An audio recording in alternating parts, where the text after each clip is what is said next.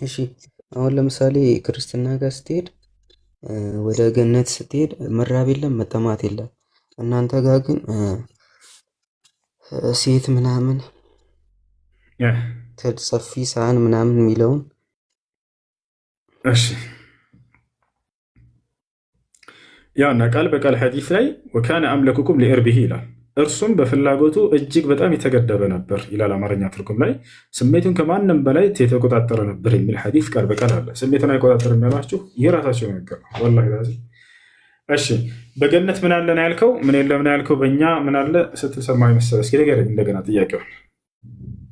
መራብ መጠማት የለም። አሃ በጀነት እኛም ጋር እንደዛ የለም እኮ መራብ መጠማት የሚባል ነገር የለም። ሱራ ላይ እኮ አለ ትልቅ ሳህን ይበላሉ፣ ይበላሉ፣ ይጠጣሉ። ይበላል ይጠጣል በገነት ግን ያ ስለተራበን አይደለም። የግዴታ የሚበላ ሰው ሁሉ የተራበ ነው ማለት አይደለም። ለምሳሌ እስኪ ልስጥህ ምሳሌ። ጁስ ትጠጣለህ ካፌ ገብተህ የግዴታ ስለተጠማህ ነው? ላ አይደለም። ኮካ ልጠጣ ትችላለህ ስለተጠማህ ነው? ላ አይደለም። ሳትራብ ሳትጠማ የምትበላቸው ምግቦች አሉ ደስታን ለማግኘት ተብሎ ከዚህ አንጻር ነው ነቢያችን አላህ ቆይ ወደ እሱ እንመጣለን። አላህ ቃል በቃል በቁርአን ላይ ምን አለ? ወአነከ ላ ተዝመኡ ፊሃ ይላል። አንተ በእርሷ ውስጥ አትጠማም እያለ ይናገራል። ቃል በቃል በቁርአን ላይ ላሳየህ እችላለሁ። አትራብም አትጠማም እያለ ተገልጿል። መጽሐፍ ቅዱስ ላይ ግን እንደዛ የሚል አለ ነው ያልከው? ቅድም መራብ መጠማት የለም ነው ያልከው? የት ጋር ነው ደስ የሚላል? እንትን ልልህ ወጥቼ ቆይ እገባለሁ። እሺ ተመልሼ እሱን ርዕስ ለማምጣት በቃሌ ላስተምር። ግን በገነት ውስጥ መብላት መጠጣት አለ እንደ ክርስትና ከላውክ ላሳየህ ይችላል። አይ መራብ መጠማት የለም በሚለው ነው። እንደዛ የሚል ካለ ታሳየናለህ። ቃል በቃል ግን አትጠሙም የሚል አላህ ቃል በቃል በቁርአን ላይ ላሳየህ ይችላል። እናንተ በገነት ውስጥ አትጠሙም ብሎ ቃል በቃል ይናገራል። ወአነከ ላ ተዝመኡ ፊሃ ይላል። በእርሷ ውስጥ አትጠሙም ይላል። እሺ ቀጣይ ጥያቄ ምንድነው? በገነት ውስጥ ትዳር የሚለው ነው አይደል? ጉች ጉች ምናምን ይላል ብቻ። እሺ ለማንኛውም ሴቶች በገነት ውስጥ ጡታቸው ጉች ጉች ያለ እንደሆነ ይነገራል በኢስላም። እና የሴት ጡት በቃ እንደ ወንድ መሆን አለበት ነው ወይንስ ምንድን ነው? ይሄን የሚቃወሙ መምህሮቻቸው ሴት ምን መሆን አለበት? ቆይ ጉች ጉች የሚለውን አንዴ እናንሳውና የሴት ጡት እንዴት ነው የወረደ መሆን አለበት ነው? ምንድን ነው ፍላጎታቸው? ሴቶች እንዴት ሆኖ ነው ወደ ገነት ሲገቡ በክርስትና ጡታቸው ይጎረዳል? እኔ ጥያቄ ምን እንዴት መጠየቅ እንኳን እንዳለበት አያውቁም። ብቻ ዓላማቸው ምንድን ነው? በዚህ ህዝቡን አሳልቀው ከተከታች ያለው ክርስቲያኑን ጉች ጉች ያላቸው ቆም ብሎ እንኳ የሚያገናዝብ የለም። እና እንዴት እኛ ነው ወደ ገነት የምገባው ብላ ክርስቲያን ሴት አትጠይቅም። ተጎርደው እንደዚህ ነው የምትገቡት ወይንስ የማማ እንደዚህ እንትን ያለ ነው ወይንስ ምንድን ነው? ላ በምትገቡ ጊዜ ወደ ገነት እንዴት ነው ከተባለ በቃ አፈጣጠራችሁ ንጹህ የሆነ አፈጣጠር ሆናችሁ ትገባላችሁ። ገብታችኋል አይደለ? እናታችን ሐዋ በአደም ውስጥ በጀነት ውስጥ ተፈጥራለች። ለአዳም ሚስት ሆና ኑራለች። በገነት ውስጥ ባልና ሚስት የለም የሚሏቸውም ወደዚያም ያው እየመጣህ ነው። አዳም ብቻውን ሊሆን አይገባውምና ሚስትን ልፍጠርለት አለ እግዚአብሔር። ባልና ሚስት አድርጎ በገነት ውስጥ ኑሩ አላቸው። እንዴት ሆኖ ነው የተፈጠረችው? ከአዳም በፊት ጡቷን እንዳለ እንትን ያላት ሌላ ሰው ነበር? ላ እንዳለ እንዳፈጣጠሯ ቁጧ ጉች ጉች ያለ ሆና ነው በገነት ስትኖር የነበረችው ሔዋን። በዚያው ባላት አፈጣጠር ማለት ነው። ገብታችኋል አይደለ? ስለዚህ በገነት ሰዎች ሲገቡ ጊዜ አፈጣጠራቸው ንጹህ ማንም ያልነካቸው ሆነው ይፈጠራሉ። ያ ማለት የሴት ልጅ ማንም ወንድ ሳይነካት የተፈጥሮ አፈጣጠሯ እንዴት ነው ከተባለ ያው እንደተገለጸው ጉች ጉች ብለህ ያዘው። ልክ እንደዚያ ነው። አላህ በቁርአን ላይ ሲናገር ለም የጥሚቱሁነ ኢንሱን ቀብለሁም ወላ ጃን ይላል። የጀነት ሴቶችን ጀነት ገብቶ ከሚያገኛቸው ባላቸው በፊት ማንም የሆነ ወንድም ሆነ ጅን ሰውም ሆነ ጅን ያልነካቸው ንጹህ የሆኑ ሲሆኑ ብሎ ተናገረ። ከዚህ አንጻር ነው። ወሲብ የሚለውስ ግንኙነት አምላክ በፈቀደው ሕግና ስርዓት ባልና ሚስት አድርጎ ከሆነ እንትን ያላቸው የዛኔ ያደርጋሉ። በዝሙት ምናምን ከሆነ የለም በገነት ውስጥ ዝሙት የሚባል ነገር። ነገር ግን ባልና ሚስት አድርጎ በትዳር መልክ አምላክ የፈቀደው ነገር ግንኙነት ማድረጋቸው እርሱ ክፉ ነገር አይደለም። ይኸውልህ በገነት ውስጥ ክፉ ነገር የለም። ለምሳሌ እኔ በገነት ውስጥ ሰው መግደል እፈልጋለሁ ብል የለም። ነገር ግን አምላክ የፈቀደው ባልና ሚስት ሆነው እንዲኖሩ በገነት ውስጥ ተፈቅዷል። አምላክ በዚህ አምላክ በፈቀደው ሕግና ስርዓት ባልና ሚስት ሆነው በሚኖሩ ጊዜ ግንኙነት ማድረጋቸው እርሱ ክፉ ነገር አይደለም። ገብቶሃል አይደል? ሚስቱ ያልሆነችን ሌላ ሰው ግን ሄዶ ዝም ብሎ ዝሙት አድርጋለሁ ቢል በገነት ውስጥ ለአንደዛ አይነት ነገር የለም። ይሄ ነው አዳምና ሔዋን በገነት ውስጥ ባልና ሚስት ሆነው ይኖሩ ነበር። ይህን የፈቀደው ማነው? ባልና ሚስት ነው። ትዳር የለም የሚሏቸው ውሸት ነው። ባልና ሚስት ነው በገነት ውስጥ ይኖራሉ አዳምና ሔዋን። እግዚአብሔር ነው ይህን ያደረገው። አምላክ አላህ ሱብሓነሁ ወተዓላ በቁርአን ላይ ሲናገር አዳም ሆይ አንተና ሚስትህ በገነት ውስጥ ግቡና ኑሩ አልኳቸው እያለ ይናገራል። ይህ በመጽሐፍ ቅዱስ ላይ ያለ ነገር። እሺ ሌላ ጥያቄ አለ? ሌላ የለም። ገነት ለአንተ የት ጋ ነው የሚያሳይ ገነት ከሰባት ሰማያት በላይ ነው ያለችው። ከየት ከሰማያት በላይ ነው ያለችው፣ ከዓርሽ በታች። እሺ ከሰማያት በላይ ከሆነ አንድ ለምሳሌ እኔ ብሞት ይቀብሩኛል፣ መሬት ውስጥ ይቀብሩኛል እና ከሰማያት በላይ እንዴት ነው?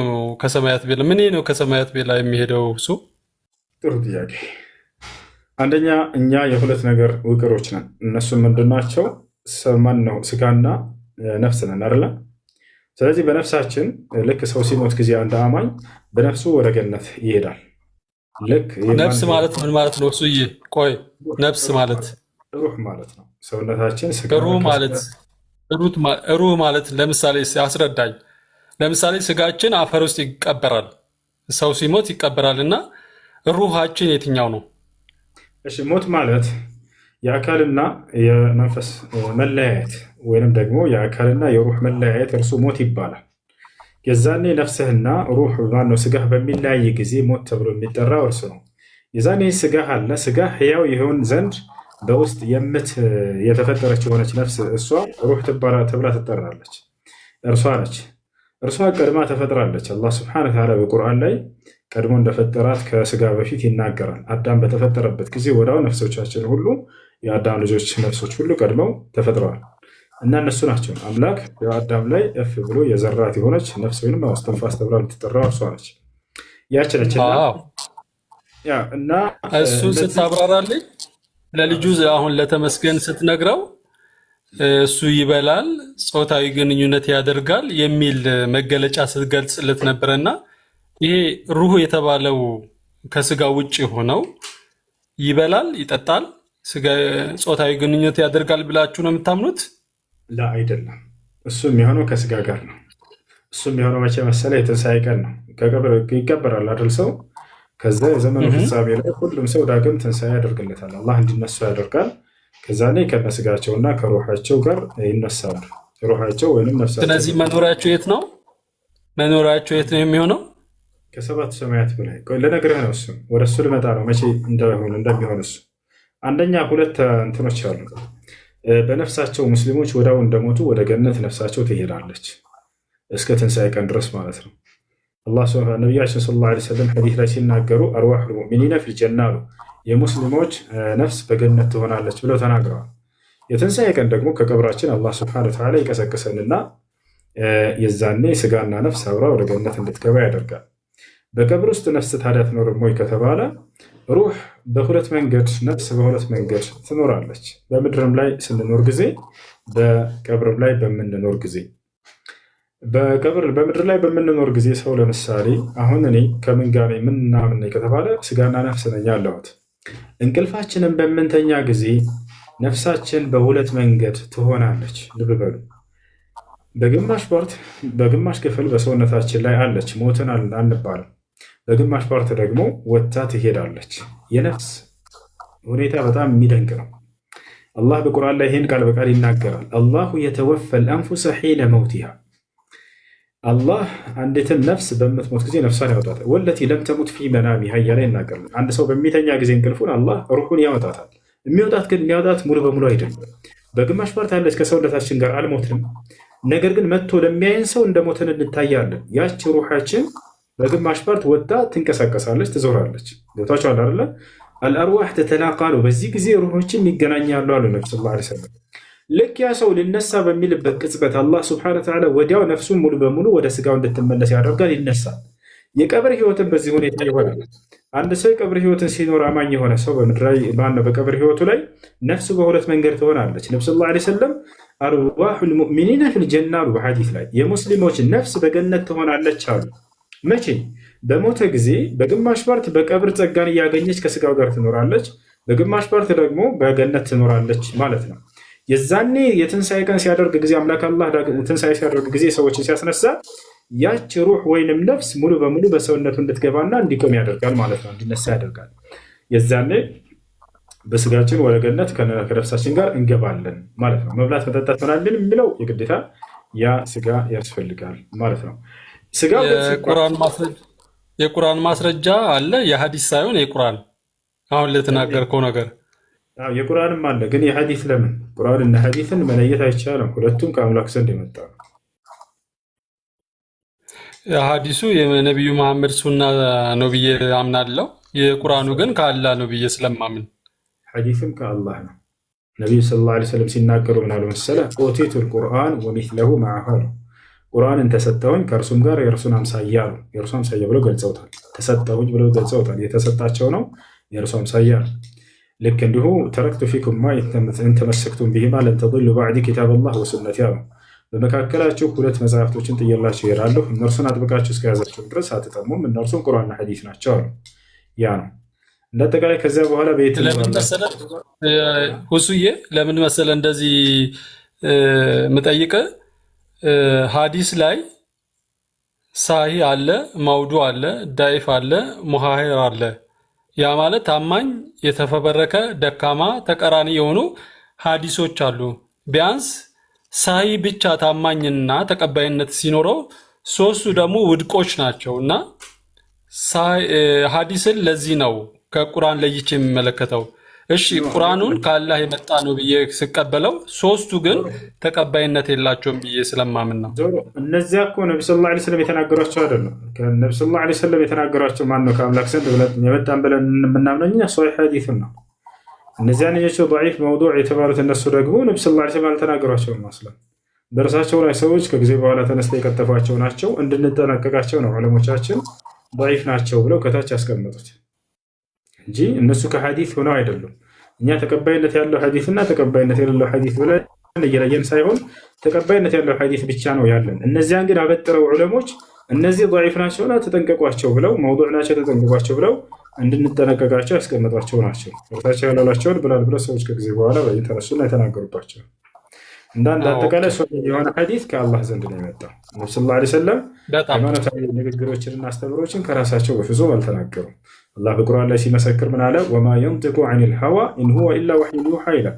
ሙሐመድ ከራሱ አንዳችን አይናገርም፣ እርሱ ከኔ ዘንድ የሚተላለፍለትን ራእይ እንጂ ሌላን አይነግራቸውም እያለ ይናገራል። የተናገሯቸው ንግግር ሁሉ እንዳለ አላህ ራእይ ብሎ ጠራ። ስለዚህ ምግቡና መጠጡ ፕላስ ደግሞ ጾታዊ ግንኙነቱ በትንሣኤ ቀን ነው የምትለው ወይስ ከዛ በፊት ነው? እሺ አዎ ያ የትንሣኤ ቀን ነው፣ ወደ ገነት ከገቡ በኋላ ሰዎች። ስለዚህ ስጋዊ አካላቸውን ይዘው ወደ ሰማይ ይሄዳሉ ብለህ ነው የምታምነው? አዎ፣ ግን ያ ስጋ ሲባል ጊዜ እቺ ምድራዊ ስጋ አይደለችም። እቺ ምድራዊ ስጋ አይደለችም። ሌላ የአምላክ አላህ ስብሐነሁ ወተዓላ እቺ የምትደክም፣ የምትዝል፣ የምትሰነፍ፣ የምትተኛ፣ የምታንቀላፋ እንዲህ አይነት ስጋ እቺ አይደለችም። የምትታመም ምናምን ላ አምላክ አላህ ስብሐነሁ ወተዓላ ኢና አንሸእናሁን እንሻ እያለ ይናገራል። እኔ እንዳዲስ መፍጠሩን እፈጥራቸዋለሁ እያለ ይናገራል። ተክለ ሰውነታችን ስጋችን ሁሉ እንዳለ ይሄ ይቀያየራል። ያ ማለት እንዲህ አይነት ባህሪያት የዱንያዊ ምድራዊ ባህሪን የተላበሰች የሆነች ስጋ አይደለችም። ለምሳሌ ሲገልጹት ነብዩ ሰለላሁ ዐለይሂ ወሰለም የገነት ሰው አንድ ሰው እንዳው መገለጫውን ሲናገሩ ምን አሉ መሰለህ? አንድ የገነት ሰው ከሰማይ ብቅ ቢልና ፊቱን ቢያሳይ ወደዚህ ምድር ብቅ ቢያደርግ ይህን ዓለም የማብራት ኃይል አለው አሉ። አንድ ሰው ለው አነ ሑረ ልዒን ኢጠለዐት ዐላ አህሊ ልአርድ ለአضአት ማ በይነ ሰማይ ወልአርድ አሉ። አንዲት የገነት ሴት ወይም አንድ የገነት ሰው አሉ ነብዩ ሰለላሁ ዐለይሂ ወሰለም ከሰማይ ፊቱን ብቅ ቢያደርግ ወደዚች ዓለም ይህን ዓለም በፊቱ ብርሃን ባበራው ነበር አሉ ነብዩ ሰለላሁ ዐለይሂ ወሰለም። ታዲያ የምድር ስጋ እንዲህ አይነት ነች? ላ በፍጹም የምድር ስጋ እንዲህ አይነት አይደለች። የጀነት ሰዎች ፊታቸው ብቻ በጣም የሚያንጸባርቅና የሚያበራ የሆነ ነው። እንዲህ እንደ ምድር አይደለችም። አላህ ቃል በቃል ሲናገር ውጁህ የውመኢዚን ናዚራ ኢላ ረቢሃ ናዚራ ይላል። ፊቶችም የዛኔ ያበራሉ አለ፣ ወደ ጌታቸው ወደ አላህ ይመለከታሉ አለ። ልክ እንዲሁ ደግሞ እንቅልፍ የሚባል ነገር አይነካውም የገነት ሰው ሰውነት። እንቅልፍ የለም በገነት ውስጥ። የምድራዊ ሰውስ ትተኛለች፣ ትደክማለች። ካልተኛች ጉልበት እንደገና መሰብሰብ አትችልም። ይች ስጋ لأن الله بالقرآن النبي صلى الله عليه وسلم ሲናገሩ ምን አሉ? النوم أخو الموت ولا ينام أهل الجنة አሉ። የጀነት ሰዎች እንቅልፍ ራሱ አይተኙም አሉ። ገብቷል? ያ ነው። እሺ እና ይህን ይመስላል ልጆች። አይ የቁርአን አንቀጽ አለህ የሚደግፍልህ ወይ? አሁን የተናገርከውን ሐሳብ የቁርአን የሐዲስ ሳይሆን የቁርአን ላ ቅድም ስለ ሐዲስ ተናገርኩኝ። ማነህ ዞሮ ከቁርአን ላሳይሽ፣ ችግር የለውም። ግን ሐዲስ ከቁርአን ለይተን የምናየው ህግ አይደለም። ሶሒህ የሆኑትን አንተ ضعيف የሆኑትን መውዱዕ ምናምን ብለሃል። እነሱን እኛ ራሱ አንቀበላቸውም እኮ። እነሱ ራሱ በነብዩ ሰለላሁ ዐለይሂ ወሰለም ላይ ሰዎች የተናገሯቸውና የዋሻቸው ናቸው፣ አንቀበላቸውም። ሶሒህ መሆኑ የተረጋገጠ እስከ ነብዩ ሰለላሁ ዐለይሂ ወሰለም ድረስ ሰነድ ያለውን እርሱን ነው የምንቀበለው። እርሱ ላይ ነው ማሳየህም እንጂ ሌላ አይደለም። ከቁርአንም ከፈለክ ፊታቸው የገነት ሰዎች የሚያንጸባርቅ የሚያበራ ፊት እንዳላቸውም ይሄንን የተለየ የሰውነት ክፍል እንዳላቸው ከምድራዊ ይሄንንም ከፈለክ አሳያለሁ። ላሳያሽ ላጣና ላሳይሽ ወይስ ነው? ለምን መሰለህ እኔ በገነት ምድር ላይ ነው ገነት ብዬ ስለማምን ነው እሱ ይሄን የምጠይቀህ። ችግር የለም አብሽርሽ። ፊቶች የዛኔ የገነት ሰዎች ያበራሉ እያለ አላህ አብሪና አንጸባራቂ ፊት እንደሚኖራቸው የተለየ ከምድራዊ ሰው እንደሆነ አላህ ሱብሓነሁ ወተዓላ ይናገራል። ሱረቱል ቂያማ ውጁሁ የውመኢዚን ናዚራ ኢላ ረቢሃ ናዚራ ይላል። እሺ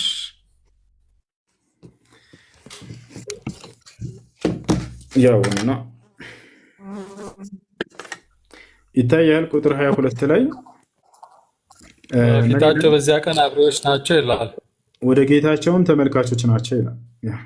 እና ፊቶች የዛኔ የሚያበሩና የሚያንጸባርቁ ፊቶች ናቸው። የምድራዊ ስጋ እስከተባለ ላ መብራት ያስፈልጋታል። የምድራዊ ይህንን ባጨለመው ባጠፋው እኔ አታየኝም። የሰማይ ሰው ግን የጀነት ሰው ግን እንደዛ አይደለም። የዓለም በጨለማ በድቅድቅ ጨለማ ውስጥ ብትሆን ፊታቸውን ብቅ ቢያደርጉ ይህንን የማብራት አቅምና እንትን ኃይል ያለው ነው። ይለያል የጀነት ሰው ያ። ስለዚህ የተፈጠርነው በሰማይ ነው ወደ ምድር ላይ ነው? ለምድር ዓላማ ነው ለሰማያዊ ዓላማ የተፈጠርነው? መጀመሪያ ወደ አፈጣጠራችን ተመለስክ። ወደዚያ ከሆነ ደግሞ የተፈጠርነው መጀመሪያ ሰው አዳም የተፈጠረው በምድር ይኖር ዘንድ ነው። ግን በጀነትም አይቷታል፣ ኑሮባታል፣ ተፈትኖባት ከእርሷም ወድቋል።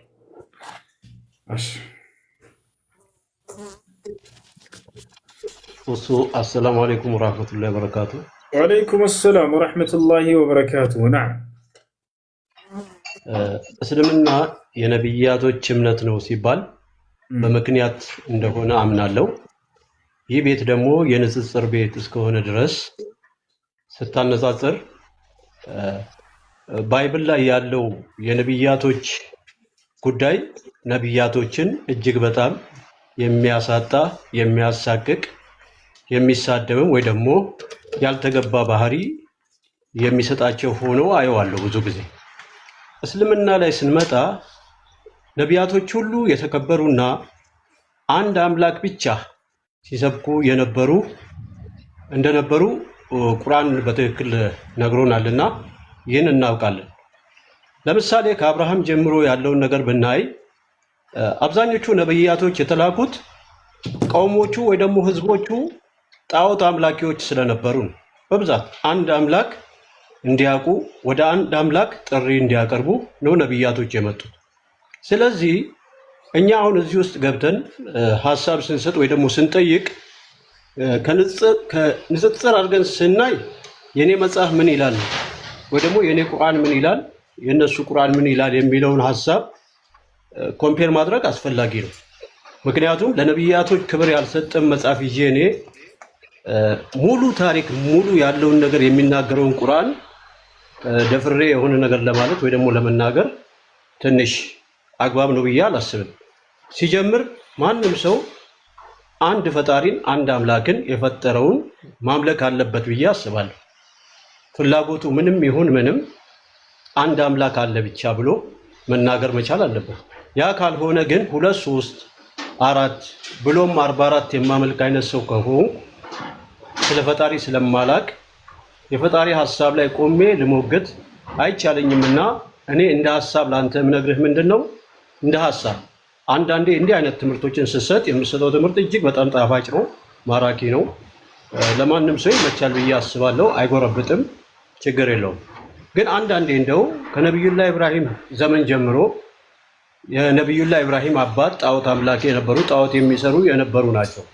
እነዚህ አይነት ነገሮች እንደው ባጭር አድርገህ ይሄን ነገር ለመቃወም አንድ አምላክ እንዲመለክ እንደመጡ እግረ መንገድ የነብያቶችን ታሪክ እያስተማርክ ብትሄድ ደስ ይለኛል። ሐሳቤ ይሄ ብቻ እና ጀዛከላ ጀዛከላሁ ኸይራ። ጥሩ ሐሳብ። ዓላማችንም እሱ ነው። የነብያቱን መንገድ ሰዎች እንዲያውቁና እንዲከተሉ ነው። አምላክ ብቸኝነት እናምነት ነው። ጀዛከላሁ ኸይራ። እሺ ጥያቄ ያለው መቀጠል ይችላል። ልቀጥል? እሺ ቀጥል። እኔም ሆነ እናንተ ላይ የሚደረገውን አላቅም ይላል። እሱን አብራራለን። እሺ እሱ ሱረቱል አህቃፍ ላይ ይገኛል በሁለተኛው ገጽ ላይ ወማ አድሪ ማ ይፍዓሉ ቢ ወላ ቢኩም ይላል። በእኔም ላይ በእናንተም ምን እንደሚደረግ አላውቅም እያለ ይናገራል። ምንድን አላውቅም እያለ ያሉት ነቢ ሰለላሁ ዐለይሂ ወሰለም ለመሆኑ ገነት ስለመግባትና የገሃነሙን የወደፊቱን ነው ወይ? ላ አይደለም፣ እንደዛ አይልም። አውዱም እንደዛ አይልም። ነቢ ሰለላሁ ዐለይሂ ወሰለም እንደዚህ ብሎ አልተናገሩም። እንደሱ ብሎ የፈታም አንድ ዓሊም የለም። ታዲያ ምንድን ነው ከተባለ እዚያው ላይ ገልጾታል። ስለሚወረደው መለኮታዊ ራእይ ነው። ነቢ ሰለላሁ ዐለይሂ ወሰለም ቀድመው በሚወረደውን ራእይ ያውቁታል ወይ? ላ አያውቁትም። አንድ ነቢይ ራእዩ ሳይገለጥበት በፊት ያንን ራእይ አያውቁም። እና እንደሱ እንደሆነ የሚወረድልኝን እከተላለሁ እንጂ እያሉ ነተቢዑ ኢላ ማ ዩሓ ኢለየ ይላሉ። እና ወደ ላይ የሚወረደውን ራእይ እከተላለሁ እንጂ እያሉ ይናገራሉ ማለት ነው። እሱን ላሳየን አንድ ጊዜ እሱን ላሳየሽ። እሱን ያለበትን ከምን አንጻር እንደሆነ ስለሚወረደው ራእይ ነው። እኔም ወደፊት በእኔም በእናንተ የሚደረገውን አላውቅም ያሉት ሱረቱል አህቃፍ ላይ ይገኛል። ላሳየህ። እሺ ስንተኛው ምዕራፍ? 46ኛው ምዕራፍ ላይ እንጂ ስለ ገነትና ስለ ገሃነም አይደለም። ገነትና ገሃነም ስለ ራሳቸውም ሆነ ስለኛ በደንብ አድርገው እንደሚያውቁ ደግሞ አስረዳሃለሁ ከፈለክሱ። ያውና እዚህ ጋር ነው ቁጥር 9 ላይ ይገኛል። ከመልእክተኞችም ቢጤ የሌለኝ አይደለሁም፣ በእኔም በእናንተም ምን እንደሚሰራም አላውቅም። ስለምን ወደ እኔ የሚወረደውን እንጂ ሌላን አልከተልም። ያው ስለሚወረደው ራእይ እንጂ ነቢ ሰለላሁ ዐለይሂ ወሰለም እኔ አላውቅም እያሉ ያሉት ወደፊት አምላክ ምን እንደሚያወርድ። አዎ ሳያወርድ በፊት ነቢ ሰለላሁ ዐለይሂ ወሰለም አምላክ ይሄን ያወርዳል የሚለውን አያውቁም። ያንን አምላክ አላህ ስብሐነ ወተዓላ እስኪገልጥላቸው ድረስ ማንኛው ነቢይ እንደዚያው ነው። አምላክ ቃሉን እስኪገልጥለት ድረስ አምላክ ምን እንደሚያወርድ እኔ ያውቃለሁ ብሎ ደፍሮ የሚናገር ነቢይ የለም። ያ ነው።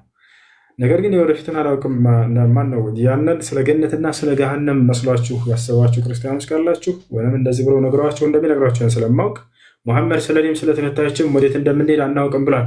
ስለዚህ የገነት የሆነው ገሃነም የራሱን የማያውቅም የእናንተን የማያውቅም ይሏቸዋል። ላ እንደዛ አይደለም። እንደሱ የሚል አውዱ ላይ የለም። ነቢ ሰለላሁ ዐለይሂ ወሰለም እንደሱ አላሉ። አንድም ሊቃውንት እንደዚህ ብሎ የፈታ የለም። ታዲያ ያውቃሉ ስለ ራሳቸውና ስለ እናንተ ወዴት እንደምትሄዱ ወደ ጀነት ሆነ ወደ ጀሃነም? አዎ በደንብ ያውቃሉ። ነግረዋቸዋል ወይ? አዎ ነግረውናል። ስለ ራሳቸው ምን ብለዋል? ገነት እንደሚገቡ አረጋግጠዋል ወይ? አዎ ቃለ ነቢ ሰለላሁ ዐለይሂ ወሰለም አነ አወሉ መን የድኹሉል ጀነ የውመል ቂያማ፣ የትንሣኤ ቀን መጀመሪያ ገነት የምገባው እኔ ነኝ ብለው በግልጽ ተናግረዋል። ላሳያችሁ ይህን ያሉበትን ማስረጃ ይባላል። ሌላኛው ስሜ የጀማ ታቆኛዎች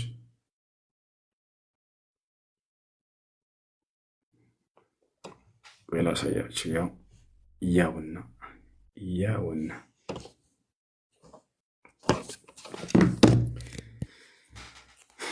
እሺ ያውና ሐዲስ የት ይገኛል? ወረወል ኢማሙ አሕመድ ሙስነዳቸው ላይ 12469 ላይ ቁጥሩን ያዙት። እዚህ ጋር عن أنس قال سمعت رسول الله صلى الله عليه وسلم يقول صلى الله عليه وسلم دي سلوس الله يلال يوزي من يلال وأنا أول من يدخل الجنة يوم القيامة يتنسى كان مجمر يا جنة يمجبا ونيني بلا اسكرا ورنيا كيرو اسيو غاري يالا من دنات جنستاك يلا روحي ياو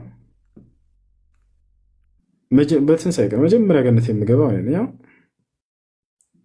النبي صلى الله عليه وسلم منانو ወደ ገነት የሚገቡት የመጀመሪያው እሆናለሁ ብለው ነብዩ ሰለላሁ ዐለይሂ ወሰለም ተናገሩ። የመጀመሪያው ገነት የሚገባው እኔ ነኝ ብለው ተናግረዋል። የገነት መግባታቸውን ብቻ አይደለም የተናገሩት፣ እኛ የገነት መሆናችንን ተናግረውናል። የመጀመሪያዎቹ ከትውልድ ሁሉ ገነት የምትገቡት እናንተ ናችሁ ብለው ተናግረውናል። ያውቃሉ ስለኛም ስለእናንተም ስለራሱ ማያውቁም ነው ያሏቸው አይደል? ይሄ ስለራሳቸው ስለኛ ደግሞ ምን ያሉ ነሕኑ ልአኺሩን አሳቢቁን አሉ። እኛ ኋለኞቹና ፊተኞቹ ነን አሉ። ኋለኞቹና ፊተኞቹ ምን ማለት ነው? ክርስቶስ ይህን ቃል መጽሐፍ ቅዱስ ላይ ይጠቀመዋል። ወደ ገነት እንደሚገባ ሰውየውን ከነገረው በኋላ ነገር ግን ኋለኞች ፊተኞች ይሆናሉ አሉ። ይህን ቃል ማን ተናገረው? ከእርሱ በኋላ ነቢዩ ሰለላሁ ዐለይሂ ወሰለም እኛ ነን ኋለኞቹና ፊተኞቹ አሉ። ከምን አንጻር ነው? ራሳቸው ተናገሩት። ኋለኞች የተባልንበት ምክንያት ወደዚህ ዓለም ከመምጣት አንጻር ነው። ከነቢያት ሁሉ ኋላ ስለመጣን ከኛ በፊት በርካታ ትውልዶች አልፈዋል። እኛ የመጨረሻዎች ነን። ፊተኞቹ ያልኳችሁ ደግሞ ቀድመን የትንሣኤ ቀን መጀመሪያ ገነት የምትገቡት እናንተ ስለሆናችሁ ነው አሉ። አያችሁ፣ ከማንኛውም ትውልድ በፊት ቀድመው መጀመሪያ ገነት የምንገባው እኛ እንደሆን አረጋግጠውልናል። ነቢዩ ሰለላሁ ዐለይሂ ወሰለም ስለ እናንተም ስለ ራሳቸው ማውቁም ነው ያሉት። ሌላ አልጨምርላችሁ፣ የገነት ቁልፍ በእኔ እጅ ነው የሚከፈተው ብለዋል። ገነት እገባለሁ ብቻ አይደለም፣ መጀመሪያ ገነት እኔ ነኝ የምገባው ብቻ አይደለም። መጀመሪያ የገነት በር የሚከፈተው ሲጀመር በራሳቸው እንደሆነ ተናግረዋል። ቃል ነቢ ሰለላሁ ዐለይሂ ወሰለም አቲ ኢላ ባቢል ጀነቲ የውመል ቂያመቲ ፈአስተፍቲሕ፣ የትንሣኤ ቀን ወደ ገነት በር እሄዳለሁኝ አስከፍታታለሁም አሉ ቃል በቃል። አሁንም ይህንም ማስረጃ አላሳያችሁ እንደው ያለ ማስረጃ እንዳይሆን። የገነት በር በእሳቸው እጅ ነው የሚከፈተው። ቀጥታ መላእክቱ ምን ይላል? መልአኩ ጠባቂው ምን ይላል? መን አንተ፣ አንተ ማነህ ይላል። አነ ሙሐመድ፣ እኔ ሙሐመድ ነው ይላለሁኝ። ከዚያ መልአኩ ምን ይላል? ኡምርቱ አላ አፍተሐ ሊአሐድን ቀብለከ ያ ሙሐመድ፣ ሙሐመድ ሆይ ከአንተ በፊት ለሌላ ለአንድም ሰው እንዳልከፍት አንተ እስክታዘኝ እየጠበቅኩ ነው፣ ታዝዤ እየጠበቅኩ ነው ይላል። አላህ ገነትን ከፈጠረ በኋላ ይህን መልአክ ሙሐመድ መጥቶ እስኪያዝህ ድረስ ለማንም እንዳትከፍት ብሎት አዞታን። ማስረጃ ያሳያችሁ። ያለ እርሳቸው ገነት አትከፈትም። የገነትን በር አስከፍታታለሁ ቃል በቃል። ያ ሐዲሱን ያዙትና ማንበብ ትችላላችሁ። ምን አሉ ነቢዩ ሰለላሁ ዐለይሂ ወሰለም? ሐዲሱን ያው ልጆች ምንጩን ያዙት። ሰሒህ ሙስሊም 197 ላይ ታገኙታላችሁ። አቲ ኢላ ባቢል ጀና የውመል ቂያማ፣ የትንሣኤ ቀን ወደ ገነት በር ይሄዳለሁኝ። ፈአስተፍቲህ፣ አስከፍታታለሁኝ ያሉ ነቢ ሰለላሁ ዐለይሂ ወሰለም። ጠባቂው ምን ይላል? ማነህ አንተ ይላል። እኔ ሙሐመድ ነኝ ይለዋለን። ከአንተ በፊት ለሌላ ለማንም እንዳልከፍት ታዝዤ እየጠበቅኩህ ነው ብሎ ይናገራል ማለት ነው። ይህን ይመስላል ነቢያችን ሰለላሁ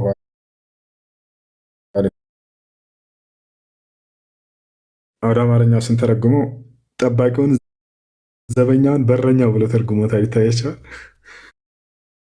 ጉግል ዓለይሂ ሰላም በትንሣኤ ቀን ወደ ገነት በር እመጣለሁኝ አለው ነቢ ሰለላሁ ዐለይሂ ወሰለም እና እንድትከፈትልኝ እጠይቃለሁኝ ይላል። ቃል በቃል አረበኛው የሚለው አስከፍታታለሁ ነው የሚለው ነቢ ሰለላሁ ዐለይሂ ወሰለም። ከዚያ ጠባቂውን በረኛው ብሎ ተርጉሞታል ጉግል። ዘበኛውን ወይም ጠባቂውን መልአክ ነው። በረኛውም አንተ ማነህ ይላል። ሙሐመድ ነኝ ይላለሁኝ። እከፍትላችሁ ዘንድ ታዝዣለሁኝ፣ ከአንተ በፊት ለማንም አልከፍትም ይላቸዋል። አላሁ አክበር። መልአኩ ከሙሐመድ በፊት ማንም እንዳትከፍት ተብሎ ታዞ እየጠበቀ ነው። እርሳቸው ገነት ከተፈጠረች ገና አዳምና ከመፈጠራቸው በፊት። እሺ አሁን ሌላው ነገር አንድ እንቀጥላለን። ዋለይኩም ሰላም። ይቅርታ አንድ ነቢያችን ሰለላሁ ዐለይሂ ወሰለም አሁን ምን ብለው ተናግረዋል? ገነት በኔ እጅ ነው የምትከፈተው ብቻ አይደለም፣ ስለ እናንተ ወዴት እንደምትሄድ አታውቁም ነው ያሉት አይደለ? እስኪ ጨምር። ነቢ ሰለላሁ ዐለይሂ ወሰለም በጅምላ ተናግረዋል። ኩሉ እመቲ የድኹሉነ አልጀና አሉ። የኔ ትውልድ ሁላችሁም ገነት ትገባላችሁ ብለው ቃል በቃል ተናግረዋል። ኢላ መን አባ፣ እምቢ ያለ ሲቀር አሉ። እምቢ ያለ ሲቀር ሁላችሁም የኔ ትውልድ ገነት ናችሁ ብለው ቃል በቃል ተናግረዋል። እሱን ላሳያችሁ። አንድ የኔ ትውልድ ሁላችሁም ገነትን ትገባላችሁ እምቢ ያለ ሲቀር ኩሉ ኡመቲ የድኹሉነ አልጀና ኢላ መን አባ ቂለ መን የአባ ያ ረሱላ ቃል መን አጣዐኒ ደኸለ አልጀና ወመን ዐሳኒ ፈቀድ አባ። ያ ወለዚ ነፍሲ እንዳውም እየማሉ ነው የተናገሩት። ወለዚ ነፍሲ ቢየዲሂ ለተድኹሉነ አልጀና፣ ነፍሴ በእጁ በሆነችው በአምላክ ይምላለሁኝ ገነትን ትገባላችሁ እናንተ እየማሉ ማለት ነው። ወደ አማርኛ እስኪ ቀይረው። ነፍሴ በእጁ በሆነችው ጌታ እምላለሁ ሁላችሁም ገነትን ትገባላችሁ። ያ ሰላም ዐለይክ፣ ያ ሰላም ዐለይክ። ስለ ኡመታ ስለ እናንተ ወዴት እንደምትሄዱ አያውቁም። ዛሬ ጥያቄ ተደበደበች። ነፍሴ በእጁ በሆነው በአምላክ ስም እምላለሁኝ ገነት እናንተ ትገባላችሁ ቃል በቃል ነግረውና፣ ይሄ በጅምላ ነው። ደግሞ አሁን በችርቻሮ እናድርገው እስኪ። ያውቁና ቆይ ምንጩን አሳየን እያሉ ነው። ምንጩን ላሳያችሁ። እሺ ተመልከቱ። ያታገኛላችሁ። ቡኻሪ 7280 ቡኻሪ 7280 ኩሉ ኡመቲ የድኹሉነ አልጀና። እሺ ሌላ ልጨምርላችሁ። ነቢ ሰለላሁ ዐለይሂ ወሰለም በጅምላ ብቻ አይደለም ገነትን ትገባላችሁ ያሉን፣ በችርቻሮ ወንድ በምን ልበለው፣ በዝርዝር እንበለው። ዝርዝር ያ ማለት ምን ማለት ነው ከተባለ ስምህን እየጠሩ ስማቸውን እየጠሩ በርካቶች ሰለላሁ ዐለይሂ ወሰለም አንተ የገነት ነህ፣ አንተ የገነት ነህ፣ አንተ የገነት ነህ እያሉ ይነግሯቸው ነበር። ላሳያችሁ እሱ ነው። አቡበክር ፊልጀና፣ ዑመር ፊልጀና፣ ዑስማን ፊልጀና፣ ዓሊ ፊልጀና፣ ጠልሓ ፊልጀና፣ አንተ የገነት ነህ፣ አንተ የገነት ነህ እያሉ ይነግሯቸው ነበር። ልክ ኢየሱስ የሆነን ሰው አግኝቶ አንተ የገነት ነህ እንደሚለው ማለት ነው። ነቢ ሰለላሁ ዐለይሂ ወሰለም ለበርካቶች ገነት እንደሚገቡ አብስረዋቸዋል። ወዴት እንደምትሄዱ አታውቁም፣ በደንብ አድርገው ያውቁ ነበር። ኑ ላሳያችሁ እሱ ነው። ቢያንስ በጥቂቱ የአስሮቹን ላሳያችሁ ገነት ናቸው ብለው የነገሯቸውን ስማቸውን እየጠቀሱ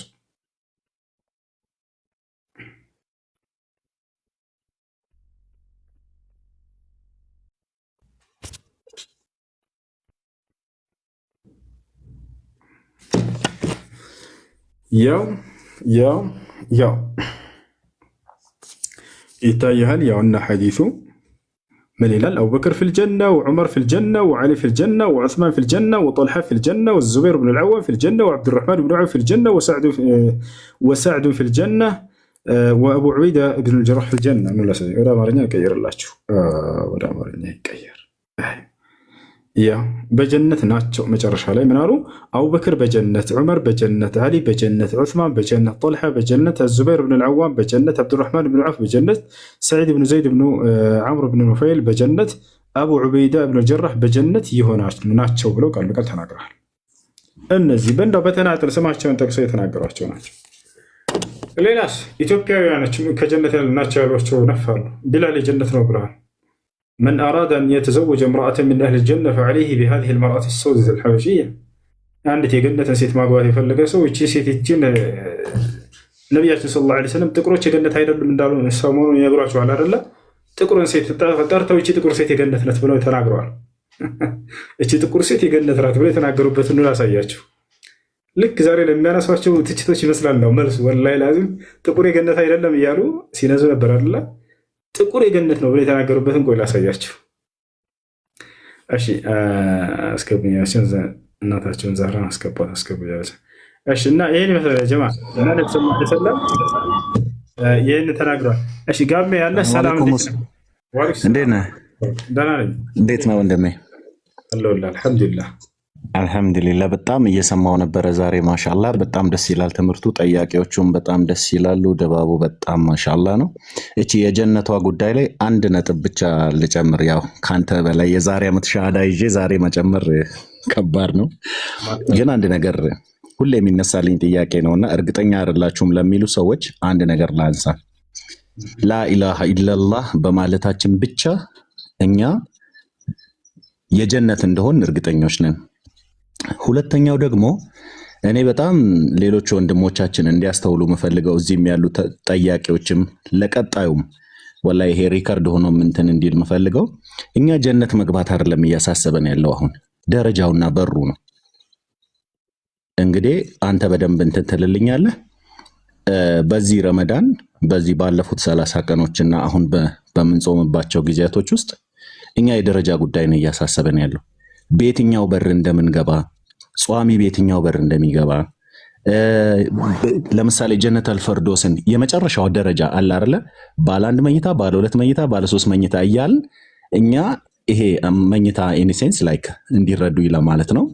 አጥብባችሁ እንዳታዩት የደረጃው ጉዳይ ነው። በቃ የትኛው ይሻለናል፣ በዚህኛው እንግባ በዛኛው እንግባ የሚለው እንጂ እንደ ሙስሊም የሚያስጨንቀን ጀነት የመግባት ጉዳይ እኔ አንድ ሙስሊም ላኢላሃ ኢለላህ ያለ ሙስሊም የጀነት ጉዳይ አሳስቦት ወይንም ደግሞ የጀነት ጉዳይ ሐሳብ ሆኖበት እኔ አይቻላቅ።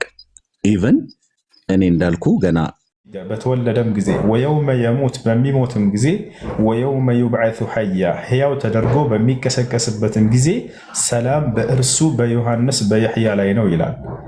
ለዒሳ የተናገረውን ቃል በቃል ማለት ነው። አንደኛ ይሄ ነው። ሁለተኛው ህይወትን ሰጥቷል ያልከው ዒሳ ዓለይሂ ሰላም ወይም ኢየሱስ በቁርአን ላይ ስህተት ነው። ህይወትን አልሰጠም። ህይወትን ሳይሆን የሰጠው ምን መሰለህ? ያለውን ነገር ልንገርህ። በሱረቱል ማኢዳ እና በሱራ አሊ ዕምራን ላይ መሲሁ የሰራቸው ተአምራቶች ተገልጸዋል። ከነዚያ መካከል አንደኛው ምንድን ነው? ከጭቃ የወፍ ቅርጽ መስራት፣ ከዚያም ያችን እፍ ማለት አለቀ። በቃ ይሄ ነው ስራው። በራሪ ወፍ የሚያደርጋት ደግሞ አላህ እንደሆነ ራሱ መሲሁ እዚያ ላይ ተናግሯል። ምን ይላል መሰለህ አንቀጹ?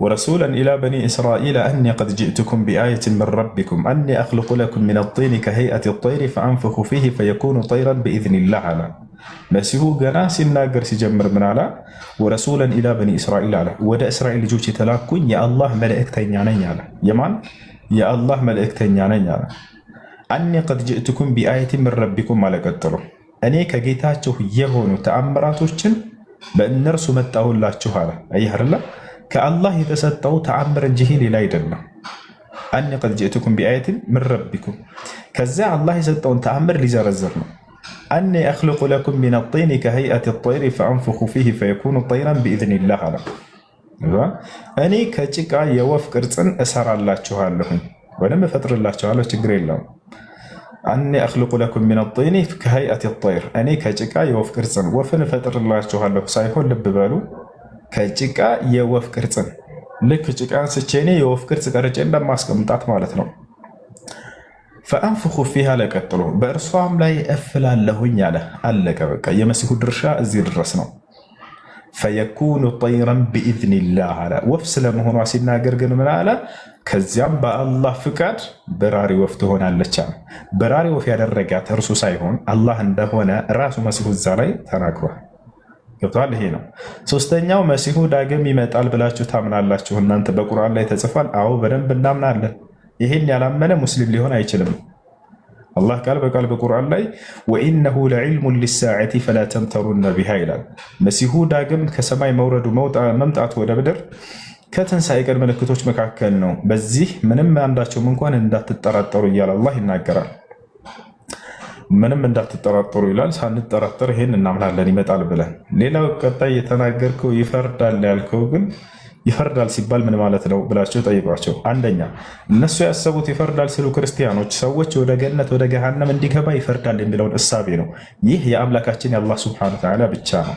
ነገር ግን መሲሁ ይፈርዳል ሲባል ምን ማለት ነው ከተባለ ዳግም ወደ ምድር በሚወርድ ጊዜ ልክ እንደ አንድ መሪ ይሆናል በዚህ ትውልድ ላይ ልክ እንደ አንድ የዓለም መንግስት በቃ አስተዳደር ይሆናል።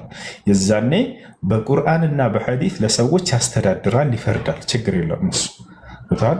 ይህ የመፍረድን ስልጣን አላህ ለነብያቶች ሰጥቷቸዋል። ለነቢዩ ሙሐመድ ሰለላሁ ዐለይሂ ወሰለም ቃል በቃል ወአን ይሕኩም በይነሁም ቢማ አንዘለላህ ይላል። ሙሐመድ ሆይ እኔ ባወረድኩት በሰዎች መካከል ፍረድላቸው ይሏቸዋል።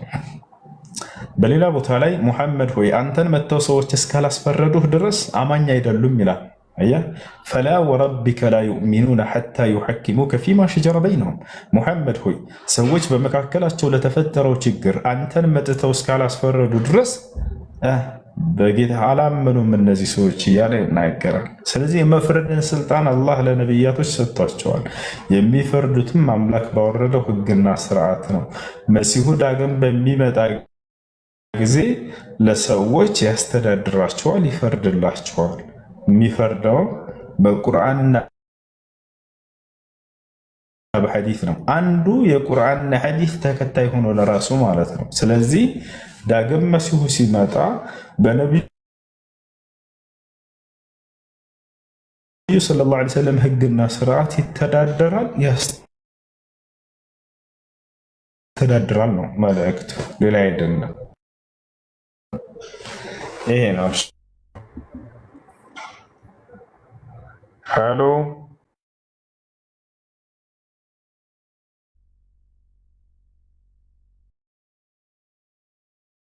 ጥያቄ ምንድን ነው?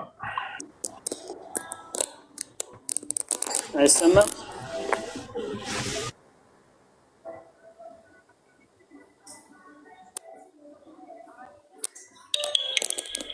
ይሰማል ይሰማል። ጥያቄ ምንድን ነው እያልኩኝ ነው።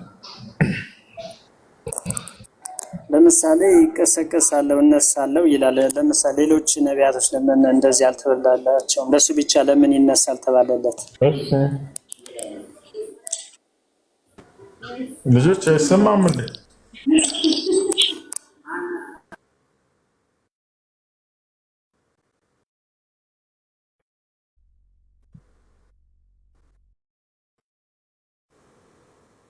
ይሰማችኋል?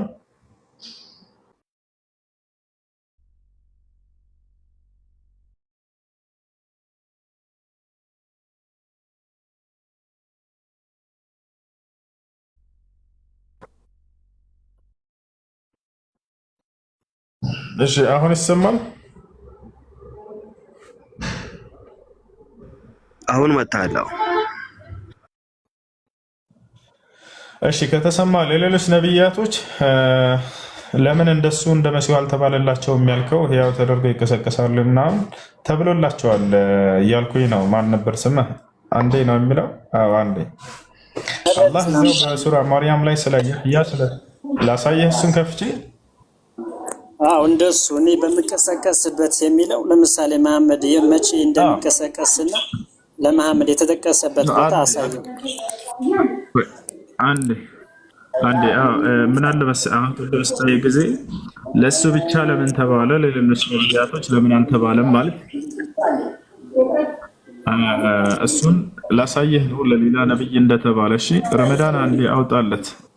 ወሰላሙን ዐለይሂ የውመ ውሊደ ወየውመ የሙት ወየውመ ሐያ ስለ ነብዩ የሕያ የተነገረው አንዴ ሜት አድርገሽ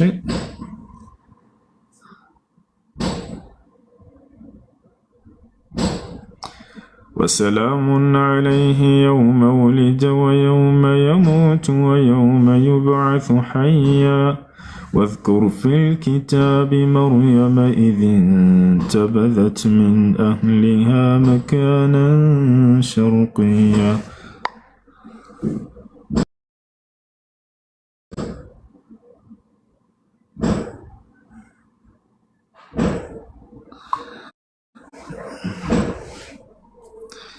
ይቆራረጣል።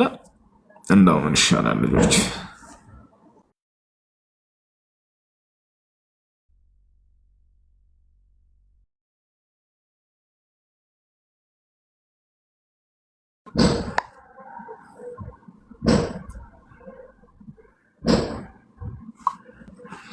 እሺ ይታያል። አሁን ይሰማል?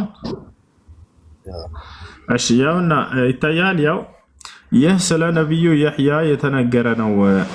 አንዴ በተወለደበት ቀንና በሚሞትበትም ቀን ሕያው ሆኖ በሚቀሰቀስበትም ቀን ሰላም በእርሱ ላይ ይሁን እያለ ይናገርለታል አምላካችን አላህ ሱብሓነሁ ወተዓላ።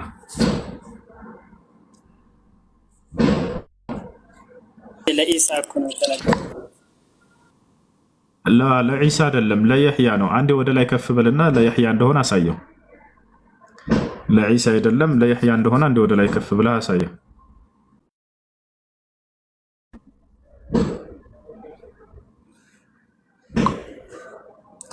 ይታያል። ያው የሕያ ሆይ ይላል። ይታያል 12 ላይ የሕያ ሆይ መጽሐፉን በጥበብ ያዝ አልነው፣ ጥበብንም በሕፃንነቱ ሰጠነው አለ። አንድ ወረድ አድርግለት።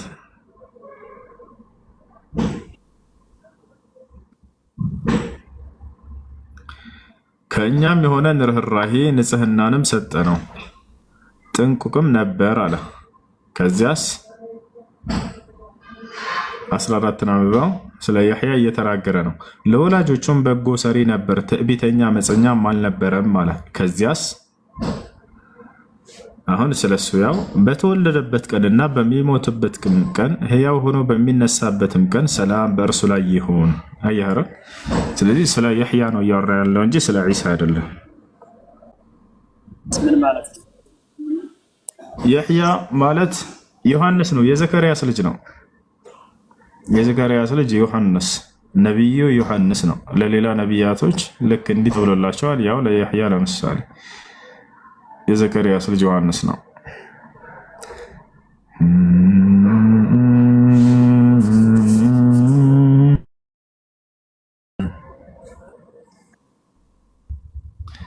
እሺ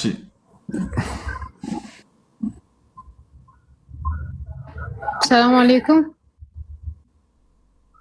ወአለይኩም ሰላም ወራህመቱላሂ ወበረካቱ። ጥያቄ ነበረኝ። እሺ እኔ ያለሁበትን አሁን ወደ ኬንያ መጣሁኝና ረመዳን ሲጀመር በ18ኛ ጀመርን። ከዛ በንጋታው አስተማሪ አልጾመችም ነበር። በየዛን ቀን የጾምንበት ቀን ስጠይቃት ከፊሎቹ ከሳውዲያ ነው የሚጾሙት፣ ከፊሎቹ ደግሞ የሀገሩን እንትን ጨረቃ ስላልታየች ነገር ነው። ኬንያ የት ነው ያለሽው? ኬንያ ባለሽበት አካባቢ ሰዓቱ ከሳውዲ ጋር ተስማሚ ከሆነ ከዛች ጋር ትጾማላችሁ።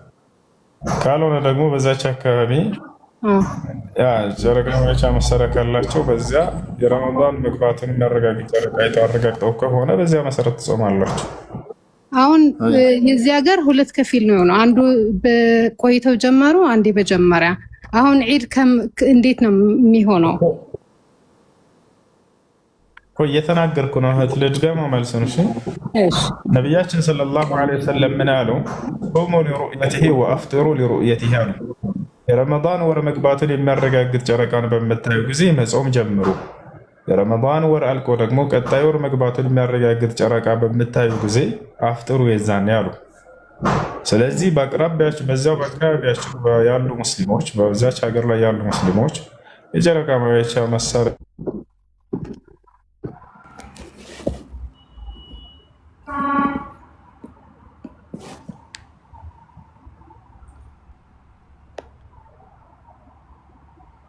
ካላቸውና የረመዳን መግባቱን የሚያረጋግጠውን ጨረቃ አይተው ካረጋገጡ ካወጁ በዚያ መሰረት ትይዛላችሁ ማለት ነው። ይሰማል? አዎ ይሰማል ወይ? ይሰማል። አዎ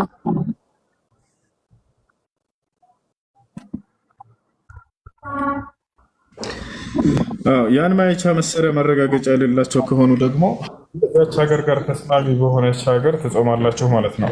አንዴ የሆነች ስራ አንዴ ጥያቄ ጨርሰሃል ወይንስ አለ? አንድ አለም ነው። አንዴ ሁለተኛ ጥያቄ አለኝ። አሎ ይሰማል?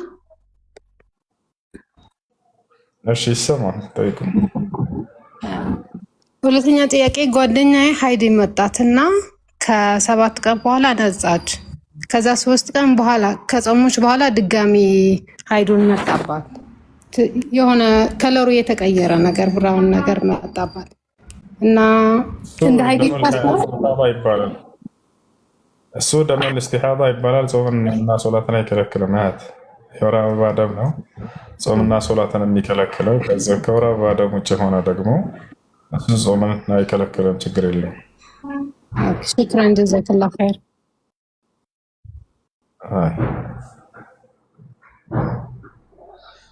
አንዴ ጥያቄ ጨርሰሃል ወይንስ ጥያቄ አለ? አንዴ በተራ ወአለይኩም ሰላም። እሺ ቀጥሉ። ጥያቄ አለ? እሺ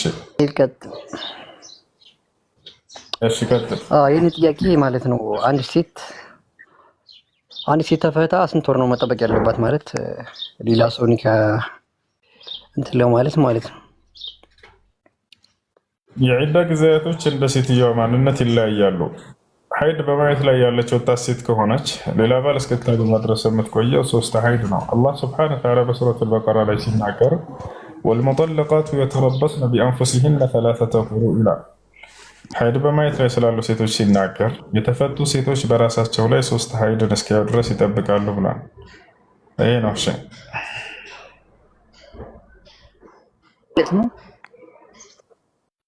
ምናልከ 3 ሀይድ ከፈታት በኋላ ቀጣይ ከምታየው ሀይድ አንድ ብሎ ጀምሮ ይጀምራል።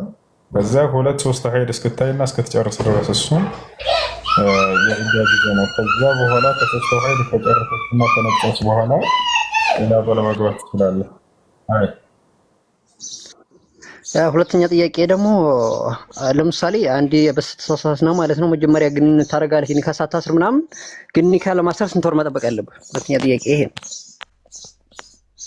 አንድ ሀይድ እስክታይ ድረስ መጠበቅ፣ ስላለፈው ተውበት ማድረግ፣ እነዚህ ከተሟሉ መጋባት ይቻላል። ቴንክ ዩ። አመሰግናለሁ። እሺ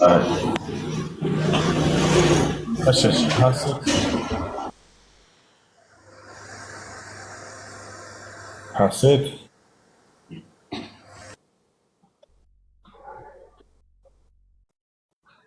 ይሰማችኋል?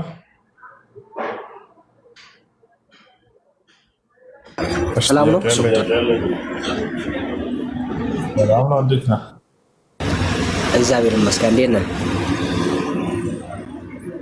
አልሐምዱሊላህ። ይሁን ከርዕስ ከቶፒክ ውጪ ቢሆንም የሆነ አንድ ጥያቄ ልጠይቅህና ሶሪ። እሺ በኦርቶዶክስ እምነት ለምሳሌ ብዙ ጊዜ አምላክ ተገልጧል፣ ወደ ፍጡር ተገልጦላቸዋል ምናምን የሚሉ ብዙ አይነት አስተምሮች አሉና እንደዛ አይነት አስተምሮ ለሙስሊም ወገኖቻችን ብዙ ጊዜ ጥያቄ ይፈጥራል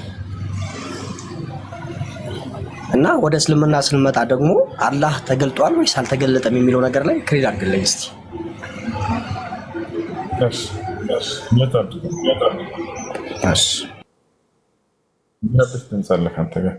እሺ አላህ ስብሐነሁ ወተዓላ ተገልጧል ወይ?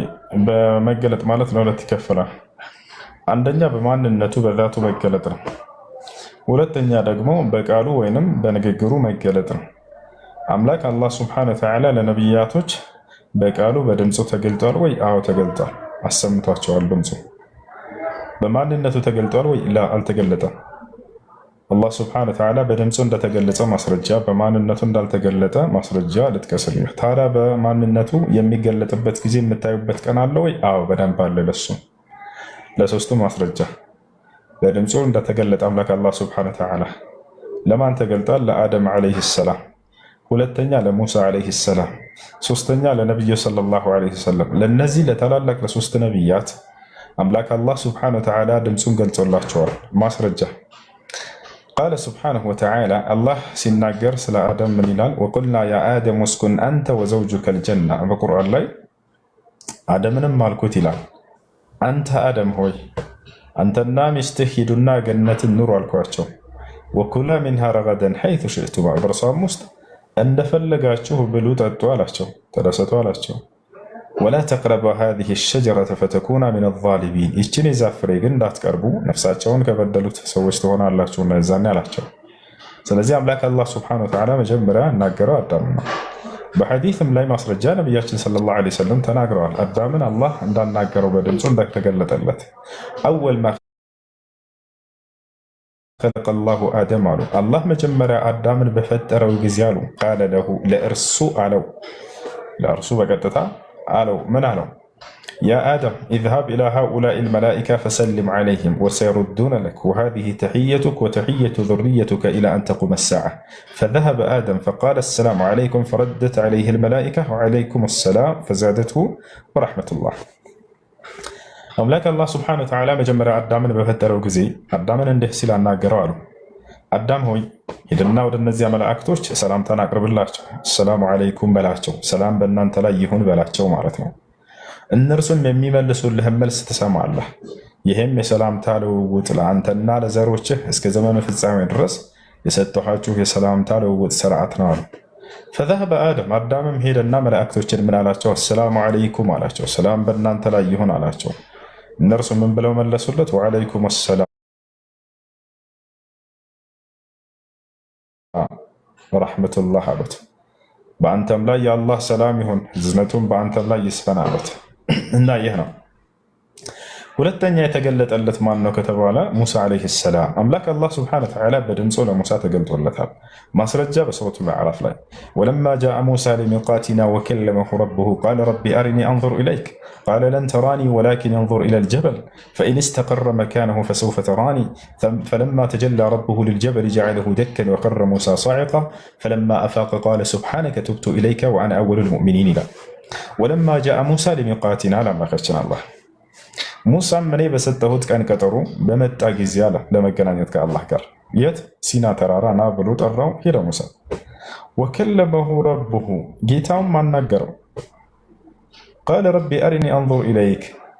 አሁን በዚሁ በአካሉ ለማንም እንዳልተገለጠ ላስረዳህ ነው። ለሙሳ በድምፁ በተገለጠለት ጊዜ ሙሳ አላህን ማየት ፈለገ። ረቢ አሪኒ አንዙር ኢለይክ፣ ጌታዬ ሆይ አንተን እንዳይህ አንዴ ፍቀድልኝ ልይህ አለ። ቃለ ለን ተራኒ አለው። ሙሳ ሆይ አሁን እኔን ማየት አትችልም አለው። እንደው ለዘላለም በፍጹም አታየኝም ሳይሆን አሁን ጊዜን መሰረት አድርጎ ነው። አሁን አታየኝም። ሶሪ አንድ እዚህ አስቆምና እንዳልቻለ ይቅርታ፣ በተገለጠበት ሰዓት ላይ ከፍጡር ጋር ንክኪ ነበረው የሚለው ነገር በደንብ ክሪድ አድርግልኝ። ላ አላህ ስብሐነ ወተዓላ ንክኪ የሚባል ነገር የለውም። ሐታ አሁን ከአርሽ በላይ ነው ስንል ጊዜ ቢዱን ሙማሳ ብለን እንገልጻለን። ያለምንም ንክኪ ባኢኑን ምን ኸልቂሂ ብለን እንገልጻለን። ከፍጥረታቱ በጣም በራቀ ሁኔታ ነው የምንለው እንጂ ከአርሽ በላይ ነው ስንል እኛ አርሽ ላይ እንዳው ቁጭ ብሎ ነው ማለት አይደለም። አላህ ባኢኑን ምን ኸልቂሂ ከፍጥረታቱ በጣም የራቀ ነው። ገብቶሃል አይደለ? ይሄ ነው ሐታ ለሙሳ ዓለይሂ ሰላም በሚገለጥ ጊዜ ድምፁን ያሰማው ነው። ቃለ ረቢ አሪኒ እንዙር ኢለይክ፣ ጌታዬ ሆይ ልይህ ብሎ ሙሳ ጠየቀ። አሁን ለምን አላህን ማየት እንዳልቻል ልንገራችሁ። አላህ ራሱ ከነገረን ማለት ነው። ለመሆኑ አላህ ራሱን እንደው ሊደብቅብን ፈልጎ ነው? ሰስቶብን ነው እንዳናየው? ላ አይደለም። ለምን እንደሆነ ሙሳ ነገረው። አታየኝም ካለው በኋላ አልዘጋበትም። እንዳይ ያልቻለበትም ምክንያት ገለጸለት፣ በተግባር አሳየው። ወላኪን እንዙር ኢለል ጀበል አለው። ሙሳ ሆይ ነገር ግን ፊትህ ወደሚገኘው ተራራ ተመልከት አለው። የሲና ተራራ በጣም ግዙፍ ተራራ ነው። ፈኢን ስተቀረ መካነሁ ፈሰውፈ ተራኒ አለው። እኔ ለተራራው በምገለጥበት መንገድ ልገለጥለት፣ የዛኔ እሱ የኔን መገለጥ ተቋቁሞ ከጸና የዛኔም አንተ አብሽር ታየኛለህ አለው። ተራራ ከሰው ልጅ ይበልጥ ጠንካራ ነው አይደለም? አይደለም ለአንተ ለዚህ ለተራራ ግዙፍና ጽኑ ለሆነ ተራራ ተገልጬለት መጽናት አይችልም። አይደለም አንተ እሱ ጸንቶ ከቆመ የዛኔ አብሽር ታየኛለህ አለው። ፈለማ ተጀላ ረብሁ ሊልጀበል፣ ጌታውም አምላክ አላህ ስብሐነሁ ወተዓላ ለተራራው በተገለጠ ጊዜ በሚገለጥበት መንገድ ጀዐለሁ ደከን፣ ተራራው መቋቋም አልቻለም የአላህን መገለጥ። ወዲያው ድርምስምስ አለ፣ በቃ አመድ ሆነ። ወኸረ ሙሳ ሶዒቃ፣ ሙሳም ይህን ፊት ለፊት እያየ ነበር። ተራራውን ተመልከት ተብሏል፣ እያየ ነበር። ወኸረ ሙሳ ሶዒቃ፣ ሙሳም ፌንት በልቶ ወደቀ። በቃ ወደ ኋላ ሄደ፣ ወደ አላህ አስነሳው ሙሳ። ፈለማ አፋቀ፣ በአንሰራራም ጊዜ በተነሳም ጊዜ ቃለ ሱብሓነከ፣ ወዲያው ሙሳ ይቅርታ ጠየቀ አላህን። ለምንድን ነው ይቅርታ የጠየቀው? የማይገባኝን ጥያቄ ነው ለካ የጠየቅኩት አለ። አሁን ማየት እንደማልችል ተረዳሁ በተግባር አለ። በቃ ቃለ ሱብሓነከ፣ አምላክ ያላህ ሆይ ጥራት ይገባህ እንዲህ አይነት ጥያቄ ከመጠየቅ። ቱብቱ ኢለይክ፣ ወደ አንተ ንስሐ ገብቻለሁኝ ተመለሻለሁ። በቃ ዳግም አልጠይቅም፣ አይገባኝም ለካ አለ። ወአነ አወሉል ሙእሚኒን፣ እኔ ከአማኞቹ የመጀመሪያዎቹ ነኝ አለ። ያ ሰላም። ከዛ አላህ ሱብሓነሁ ወተዓላ እናገረው። ቃለ ያ ሙሳ፣ ሙሳ ሆይ ያለው ማናገሩን ቀጠለለት። አሁን ማየት እንደማይችል ገለ። ስለዚህ አላህ ሱብሓነሁ ወተዓላን ማየት ያልቻልንበት ምክንያት አሁን እኛ ጠፊ የሆነ ማንነት ነው የያዝነው፣ ጊዜያዊ የሆነ ማንነት ነው። እርሱ ደግሞ ጠፊ ያልሆነ ማንነትን የያዘው፣ ጠፊ ያልሆነን ማንነትን የያዘው። ጠፊ የሆነችዋ ማንነታችን ጠፊ ያልሆነው ማንነቱ ቢገለጥልን ትጠፋለች። ነገር ግን የትንሣኤ ቀን ወደ ገነት ሲያስገባን ጠፊ ያልሆነን ዘላለማዊ ማንነት ያላብሰናል። የዛኔ ጠፊ ያልሆነው ማንነቱን እንድናይ እንችላለን ማለት ነው። አሁንስ ላ አንችልም። ለዚህ ነው ነቢያችን ሰለላሁ ዐለይሂ ወሰለም አላህ ጋር ተነጋግረው መጡ። ሰባቱን ሰማያት አቆራርጠው ሄደው የሶላትን ትእዛዝ ተቀብለው በመጡ ጊዜ ከአላህ ጋር ንግግር እንዳደረጉ ለሰሓቦች ምድር ላይ ሲነግሯቸው ሀል ረአይተ ረበክ አሏቸው። እና ጌታህን አላህን አየኸውን አሏቸው። አና አራሁ አሉ። እንዴት ላየው እችላለሁ? ላየው አይቻለኝም አሉ። ወሒጃቡሁ ኑር ለው ከሸፈሁ ለአሕረቀ ሱብሓት ወጅሂሂ ማ መደል በሰር አሉ። እርሱ ለፍጥረቱ ቢገለጥ በእርሱ ፊት ያሉ እንዳለ ፍጥረታት ይጠፉ ነበር አሉ። አያችሁ አይደለ? ይጠፉ ነበር። ያ ነው ምክንያቱም ጠፊ ማንነት የያዘ አካል ጠፊ ያልሆነውን ማንነት የማየት አቅም የለው። ይሄን እንደ ምሳሌ ልንገራቸው። ወሊላሂል መሰሉል አዕላ፣ ለአላህ ታላቅ የሆነ ምሳሌ ነው። እስኪ እንደው ለተወሰነ ለአንድ ሰዓት ያክል ይችን ፀሐይን ቀረብ ብለን ነው ተመልከታት። ወደ ሰማይ ቀጥ ማየት ትችላለህ? አትችልም። በጣም ኃይለኛ 7 ሰዓት ላይ ምናምን አትችልም። አይነህ ደካማ ነች። ገብቶሃል አይደለ? በጣም ኃይለኛ ጠንካራ የሆነን ብርሃን ለማየት ከፊትህ ተመልከት። አይ አይኔን ያጠፋብኛል ብለህ ፈከይፈ ቢላሂ ሱብሓነሁ ወተዓላ አላህ ለማየት እና አላህ ስብሐነሁ ወተዓላ የዛኔ ጠፊ ያልሆነው ማንነትን ገነት ውስጥ በሚያላብሰን ጊዜ የዛኔ መሞት የሚባል የለም። ዘላለማዊ ጠንካራ የሆነ ማንነት ነው። የዛኔ እርሱን ማየት እንችላለን። እንደምናየው ቃል ገብተውልናል ወይ? አዎ አላህ በቁርአን ላይ ነቢያችን ሰለላሁ ዐለይሂ ወሰለም ሐዲስ ላይ እንደምናየው ቃል ገብተውልናል። አላህ በቁርአን ላይ ሲናገር ውጁህ የውመኢዚን ናዚራ ኢላ ረቢሃ ናዚራ ብሏል። ፊቶችም የዛኔ ያበራሉ ወደ እኔ ወደ ጌታቸውም ይመለከታሉ ብሏል ቃል በቃል። ከሃዲያኖች ግን አያዩትም። ከላ ኢነሁም አን ረቢሂም የውመኢዚን ለመሕጁቡን ይላል።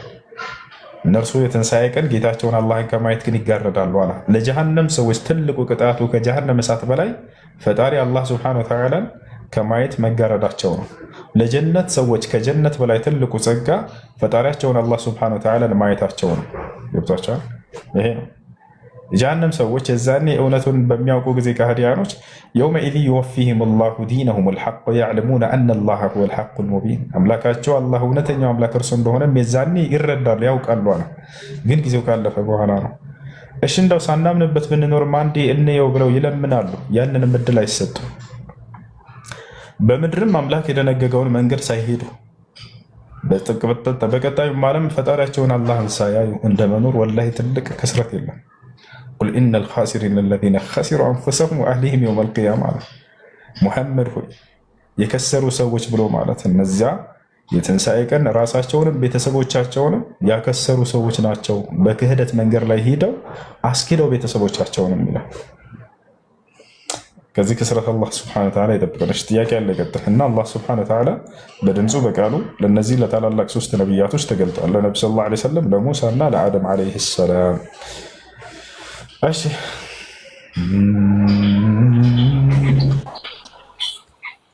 ሰላሙ አለይኩም ሁሱ እሺ አለይሂ ሰላም ቀጥሉ።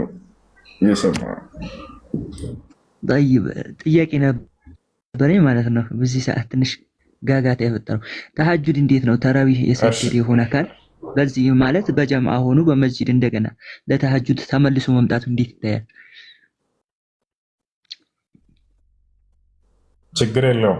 የሚከለክል ምንም አይነት ማስረጃ የለም። የጊዜያችን ታላላቅ ዑለሞች ተጠይቀው ነበር። አልሼክ አብዱልዓዚዝ እብኑ ባዝ፣ አልሼክ እብኑ ዑሰይሚን፣ አልሼክ ሷሊህ አልፈውዛን ችግር የለውም ብለው ፈትዋ ሰጥተዋል።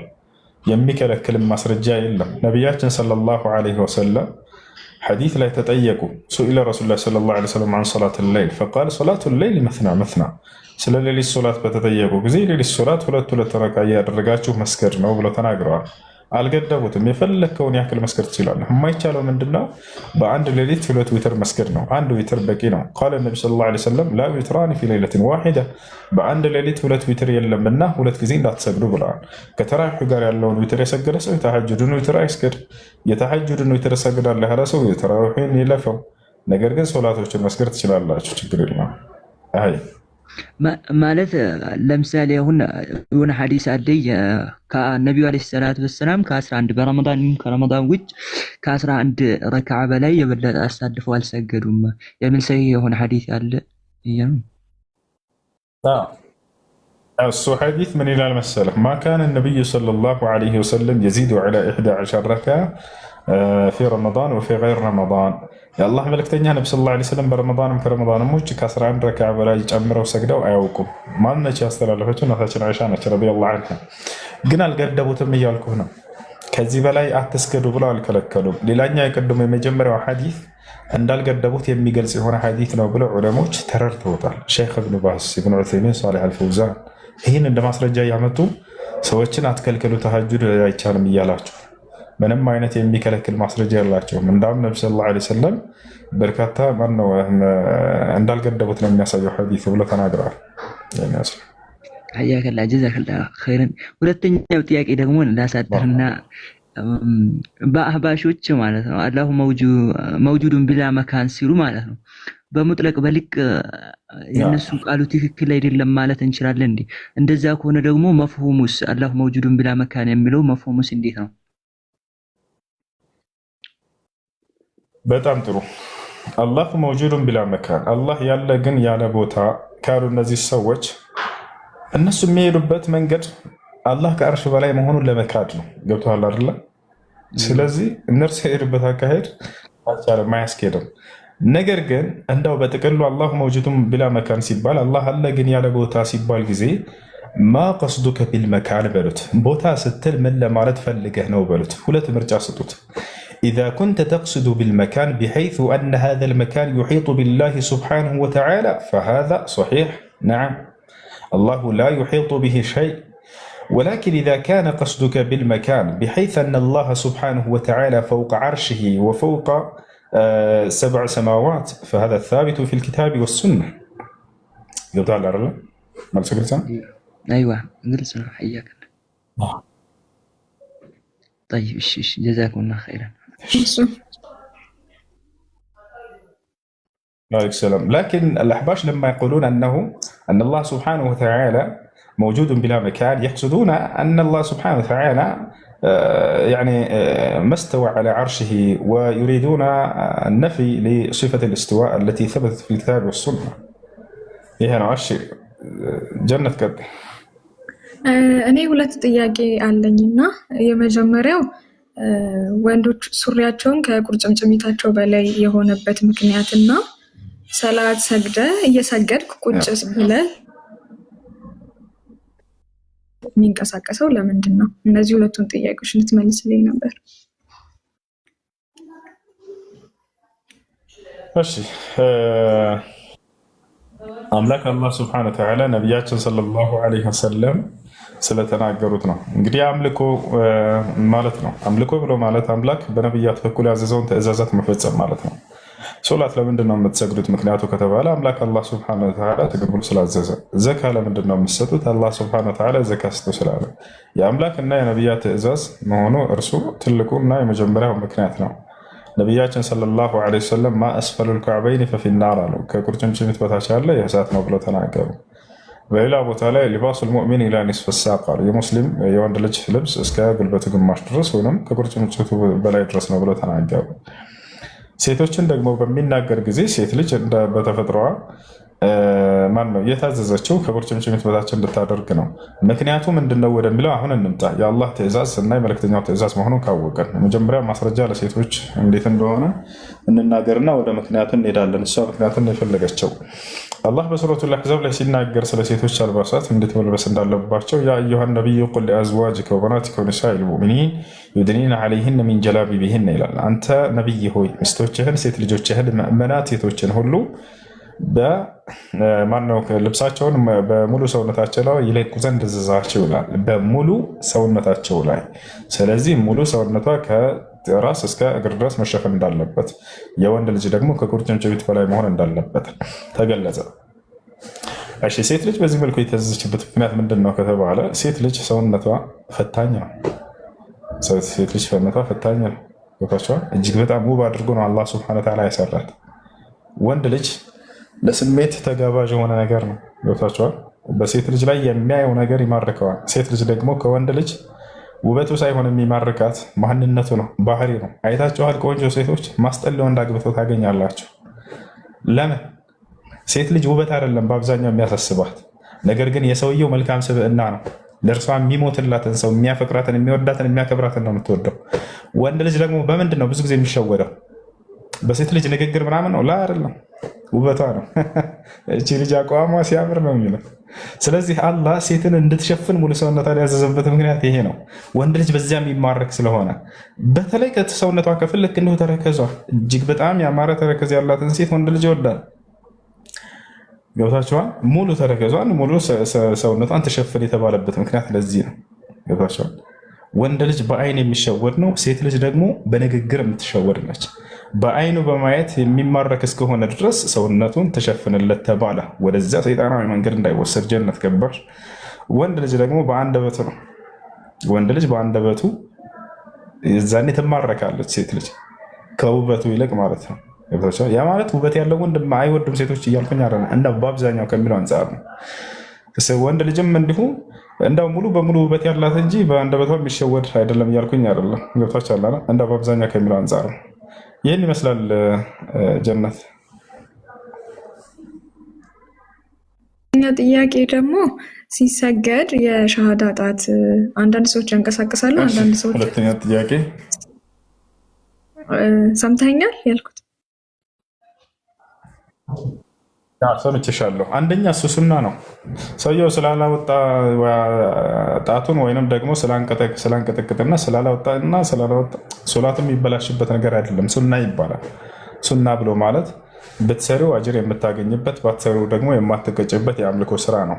አሱና ሁወ ነውዑ ሚነል ዒባዳ አለዚ ዩሳቡ ቢሂ ፋዒሉሁ ወላ ዩዓቀቡ ቢሂ ታሪኩሁ በይነማ ልዋጅብ ሁወ ነውዑ ሚነል ዒባዳ አለዚ ዩሳቡ ቢሂ ፋዒሉሁ ወዩዓቀቡ ቢሂ ታሪኩሁ።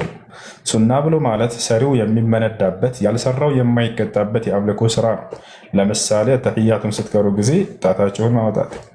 ዋጅብ ብሎ ማለት ደግሞ ብትሰሩት የምትመነዱበት ባትሰሩት የምትቀጡበት የአምልኮ ስራ ነው። ለምሳሌ ሶላት መስገድ ግዴታ ነው አይደለም? ግዴታ ነው፣ ዋጅብ ነው። ብትሰሩ አጀር ታገኛላችሁ። አዎ፣ ባትሰግዱ ውስጥ ትቀጣላችሁ። አያችሁ። ሱና ከሆነ ደግሞ ብትሰሩ አጀር ታገኛላችሁ፣ ባትሰሩ አትቀጡበትም። ስለዚህ ያ ነገር ሰውየው ቢያወጣ ፈቃዱ ነው፣ አጀር ያገኝበታል። ካላወጣ ደግሞ ሶላቱ የሚበላሽበት ነገር አይደለም። ምክንያቱ ግን ለምንድን ነው ከተባለ አንድ ጣትና የሚወጣ አይደለ? ወይም ሶስት ጣትን አይደለም የምናወጣው ሻሃዳ ስንል። የሻሃዳ ቃል በምንል ጊዜ አሽሀዱ አን ላ ኢላሃ ኢለላህ አንድና ብቸኛ የሆነውን አምላክ አላህ ሱብሓነሁ ወተዓላ ለማመላከት የምናወጣው የሆነ ቃል ነው። እርሱ አንድና ብቸኛ ነውና። አይ እሺ፣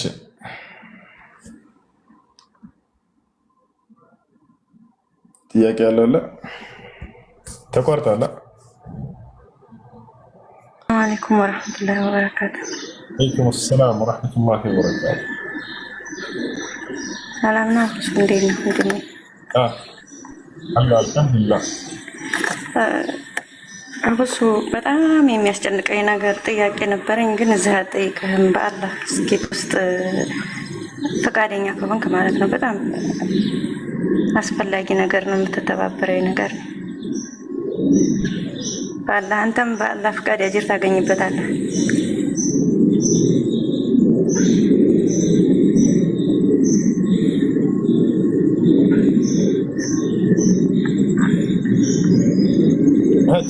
ጥያቄ ካላችሁ በዚህ ጠይቁ።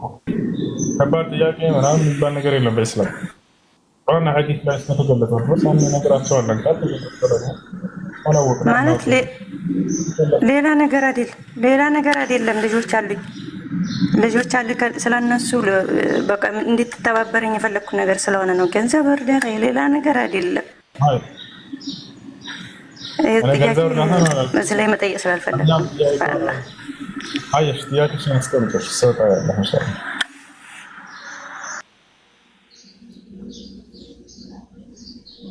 አብሽ ጠይቁ። ሰላም አለይኩም። ወአለይኩም ሰላም። ሰላም ነው። የኢድ ሶላት አንድ ሰው ብቻውን መስገድ አይችልም? ለብቻው ለምሳሌ መስጊድ የለበት ቦታ ብቻውን ውጭ የሚኖር ሰው በአቅራቢያው የሚሰገድበት ቦታ ካለ እዛ ሄዶ መስገድ አለበት። በአቅራቢያው የሚሰገድበት ቦታ ከሌለ ብቻውን ከሆነ ደግሞ የዛኔ ብቻውን መስገድ ይችላል። ችግር የለውም፣ ይችላል።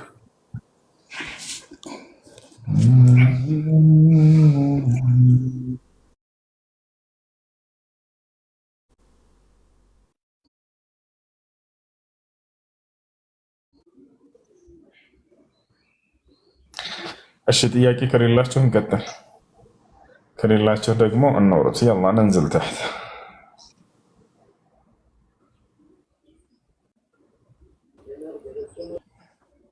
ወአለይኩም ሁሱ። ወአለይኩም ሰላም ወራህመቱላህ።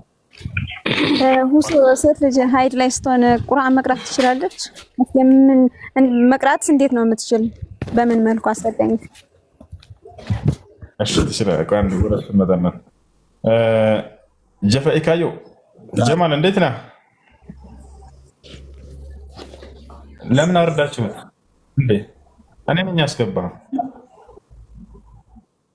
ለምን አወረዳችሁት? አድሚኖች ስርዓት የለም መለሱት። ወሃቢያ እያለ ሲጽፍ የነበረው ልጅ የተጫኑትን ነገር ማራገፍ ግዴታ አለብን እኛ። ስለዚህ እናውራቸው። ማንኛውም የሌላ እምነት ተከታይም ሆነ ልክ እንዲሁ ደግሞ ሙስሊም ነኝ ብለው ወሃቢያ ምናምን የሚል ሰው ካለ አስገቡት።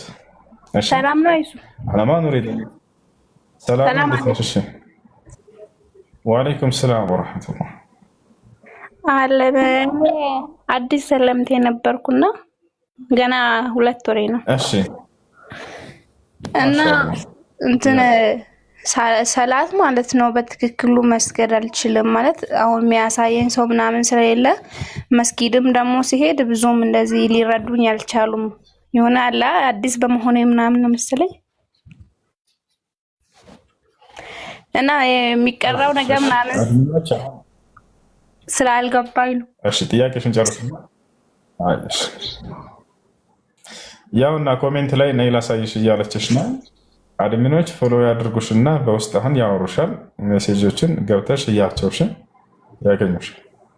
እሺ አንደኛ እሱ ነው። ሁለተኛ አሁን ባለሁበት ሁኔታ እንዴት ነው መስገድ የምችለው ካልቀራሁኝ ለሚለው ወደ መስጂድ በአቅራቢያሽ እንዳለ ተናግረሻል። ማሻአላህ ወደ መስጂድ ትሄጂና የሚያደርጉትን ተግባራት ታደርጊያለሽ። አላሁ አክበር ሲሉ አንቺም አላሁ አክበር ትያለሽ። በዚያ ውስጥ የምቀራውን አላውቅም ለሚል ሰው ዚክር ማድረግ ይችላል። ሱብሃነላህ፣ አልሐምዱሊላህ፣ ላኢላሃ ኢለላህ፣ አላሁ አክበር። እነዚህን እየደጋገምሽ በይ፣ ችግር የለም እስክታውቂ ድረስ። እሺ አይ እና ያው ኮሜንት ላይ አሁን ሁሉም ጽፈውልሻል፣ ያገኙሻል፣ በውስጥ ያስተምሩሻል። እሺ ግሩፕ አስገባት፣ እስላማዊ ትምህርቶችን የምትከታተልበት ስለ ሶላት አሰጋገድ ሙሉ ያስተምሩሻል። አይ በተለይ ደግሞ በአቅራቢያሽ ሙስሊም ጓደኛ ካለሽ እሷ ብታገኛት በተግባር ደግሞ ይበልጥ ታስተምርሻለች፣ ታግስሻለች። እሺ አይ እሺ ጥያቄ ያለ ይቀጥላል። እሺ ሰላም አለይኩም። ሀይድ ላይ ሆና እንዴት ቁርአን መቅራት ትችላለች? በምን መልኩ? እሺ ሴት ልጅ ሀይድ ላይ ሆና ቁርአን መቅራት ትችላለች ወይንስ አትችልም በሚለው ጉዳይ በዑለሞች መካከል ኺላፍ አለው። ፊህ 4 አቅዋል ለአህል العلم ዑለሞች ንግግር አለ በዚህ ጉዳይ ላይ። ከዚያ ሁሉ ራጅሑና መዛኝ ሆነው በሂፍዟ መቅራት ትችላለች፣ ሞባይሏን ይዛ መቅራት ትችላለች። لأن الجوال لا يأخذ حكم المصحف። ሶስተኛ ቁርአንን ሙስሐፍን በጨርቅ ወይንም በጓንት ይዛ መቅራት ትችላለች። ያኒ ቢሐኢል ከማ يقول العلماء። የማይቻለው ምንድነው? ያለ ጨርቅ ያለ ጓንት በቀጥታ ቁርአንን ይዞ መቅራት ነው። አላህ ሱብሓነሁ ወተዓላ ይህን በሱረቱል ዋቂዓ ላይ ሲናገር ላ የመስሁ ኢለል ሙጠሃሩን ይላል። የተጠራሩ ሰዎች ካልሆኑ በስተቀር አይነኩትም አለ። አይነኩትም አለ እንጂ አይቀሩትም አላለም። ስለዚህ መንካትን እንጂ መቅራትን አይከለክልም። ነቢያችን ሰለላሁ ዐለይሂ ወሰለም ወደ የመን ባስላኩት ደብዳቤ ላይ በውስጡን ምን የሚል ቃል ነበር? ላ የመሱል ሙስሐፍ አው ላ የመሱል ቁርአን ኢላ ጣሂር፣ ቁርአንን ጣሃራ የሆነ ሰው ካልሆነ በስተቀር እንዳይነካ አሉ። ስለዚህ እንዳይነካ እንጂ የተባለው እንዳይቀራ አይልም። ስለዚህ በሂፍዛ ብትቀራ ወይንም ሞባይሏን ይዛ ብትቀራ ችግር የለም። እንዲሁም ደግሞ የወረቀቱን ሙስሐፍ በጨርቅ ወይንም በጓንት ይዛ ብትቀራ ችግር የለም። ኢንሻአላህ። አይ ጥያቄ ደግሞ እስኪ ስለ ዘካቱል ፊጥር አስረዳኝ። እሺ ዘካቱል ፊጥር በደንብ አድርጋችሁ አዳምጡ ልጆች። ጊዜያዊ የሆነ ጥያቄ ስለሆነ በቅርብ ጊዜ መስጠት ያለባችሁ የዘካ አይነት ስለሆነ ዘካቱል ፊጥር የሚለውን ከመናገራችን በፊት ዘካ ማለት ምን ማለት ነው? ዘካ ለምን መስጠት አስፈለገ? ዘካ ለማን ነው የሚሰጠው? ዘካ እንዴት ነው የሚሰጠው? ዘካ መቼ ነው የሚሰጠው? ዘካ ለስንት ይከፈላል? የሚለውን ሁሉ ማወቅ አለብን። ዘካ ማለት ምን ማለት ነው? ዘካ ማለት ንጻት ወይንም መንጻት ማለት ነው። ገብታችኋል? እናንተ ለድሃዎች ሰደቃን በምትሰጡ ጊዜ ከኃጢአታችሁ አላህ ሱብሓነሁ ወተዓላ የሚያነጻባችሁ የሆነ የአምልኮ ስርዓት ነውና ዘካ ተባለ። ገብታችኋል? ዘካ በእስልምና ላይ ሶስተኛውን ደረጃ ይይዛል። ሶስተኛውን ደረጃ ይይዛል። ከሶላት ጋር አላህ ሱብሓነሁ ወተዓላ እያቆራኘ ብዙ ጊዜ ያነሰዋል። በጣም አሳሳቢነቱን ሊገልጽልን ዘንድ ማለት ነው። ወአቂሙ ሶላህ ወአቱ ዘካ ይላል። ሶላትን በአግባቡ ስገዱ፣ ዘካንም ስጡ ይላል። ስለዚህ ዘካ ትልቅ ቦታ አለው። ዘካ ለስንት ይከፈላል? ለሁለት ይከፈላል። ምንና ምን? ዘካተል ማልና ዘካተል ፊጥር፣ የገንዘብ ዘካና የፊጥራ ዘካ። አሁን እሷ እየጠየቀች ያለችው ስለ ዘካተል ፊጥር ስለሆነ እሱን ላብራራላችሁ። ዘካተል ፊጥር የሚባለው ረመዳንን ጨርሳችሁ መጨረሻ ላይ ለድሃዎች የሚሰጥ የሆነ የዘካ አይነት ነው።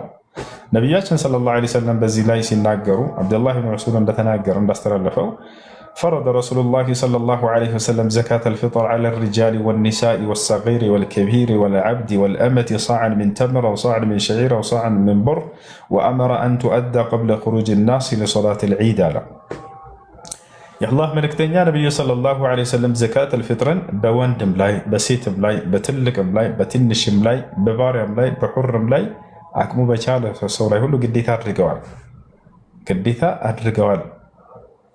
አቅሙ በቻለ ሰው ላይ ገብታችኋል ነው። ካልቻለ ምንም የለበትም። ኢስላም ይሄ ነው በቃ። አቅምህ ካለ ትሰጣለህ፣ ካልቻልክ የለብህም። እያለህ ካልሆነ ከሌለ የለህም ብሏል ቃሉ። እና ቀጥለው ሲናገሩ ምን አሉ? የሚሰጠው ምን ያክል መጠን እንደሆነ ከስንዴ ወይንም ከገብስ ወይንም ከቴምር አንዳንድ ጣሳ ይላል ሐዲሱ ላይ። ለምን በእነዚህ ምሳሌ ተሰጠ ከተባለ በዘመኑ በአብዛኛው ሲበሉ የነበሩ ምግቦች በነቢ ሰለላሁ ዐለይሂ ወሰለም ጊዜ እነዚህ ናቸውና በዘመኑ ባለበት ነው ምሳሌ የሚሰጠው አንድ ነቢይ። አሁን ላይ ስንዴና ገብስ ብትሰጠው ይበላልሃል ድሃው ህዝብ? ላ አይበላም። አሁን ለፈረስ ሆነዋል በአብዛኛው። በሌሎች ቦታዎች ላይ ሊበሉ ይችላሉ። ስለዚህ አሁን ባለው ሩዝ ወይንም ጤፍ ወይንም ማሽላ እነዚህን ብትሰጧቸው የተሻለ ነው። አሁን በአብዛኛው የሚበሉት እነሱ ናቸውና በየዘመናቱ በአቅራቢያ በዚህ አካባቢ የሚበሉ የምግብ አይነቶች ሊሰጡ ነው የሚገባው። ነቢ ሰለላሁ ዐለይሂ ወሰለም በዘመናቸው እነዚህ ምግቦች በጣም ይበሉ ስለነበር ነው በእነዚህ ያደረጓቸው። ስለዚህ በአንድ ሰው ላይ አንድ ጣሳ ሲባል ግን የአሁኗ ጣሳ ናቸው ወይ? አይደለችም። ነገር ግን በነቢዩ ሰለላሁ ዐለይሂ ወሰለም ዘመን የነበረው ጣሳ ነው። ታዲያ ጣሳ ምን ያክል እንደሆነ በዚህ ዘመን እንዴት ማወቅ እንችላለን? ሼክ አብዱልዓዚዝ ብን ባዝ ተናገሩ። ምን አሉ? 2 ኪሎ ከግማሽ እና እስከ 3 ኪሎ የሚደርስ እንዲሰጥ ብለው ተናግረዋል። ስለዚህ 3 ኪሎ ብታደርጉላቸው መልካም። 3 ኪሎ ብታደርጉላቸው መልካም። በአንድ ሰው ላይ 3 ኪሎ ማለት ነው። 3 ኪሎ ሩዝ። መቼ ነው ይሄ የሚሰጠው ከተባለ ሰዎች ለዒድ ሶላት ከመውጣታቸው በፊት ቀድማቸው ስጧቸው አሉ ነቢ ሰለላሁ ዐለይሂ ወሰለም። የኢስላምን ታላቅ እዝነት እዚህ ጋር ትረዳላቸው። ዓላማው ምንድነው? ዘካተል ፊጥር ነቢ ሰለላሁ ዐለይሂ ወሰለም በሌላ ሐዲስ ላይ ጡዕመተን ሊልመሳኪን ወጡህረተን ሊሷኢም አሉ።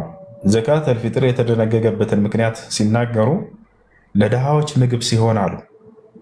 ለድሃዎች ምግብ ሲሆን፣ ለጾመኛው ሰው ደግሞ ንጻት ሲሆን መንጻት ሲሆን፣ ያ ማለት በጾማችሁ ላይ ጉድለት ካለባችሁ ያንን ያካክስላቸዋል ይሄ ዘካ።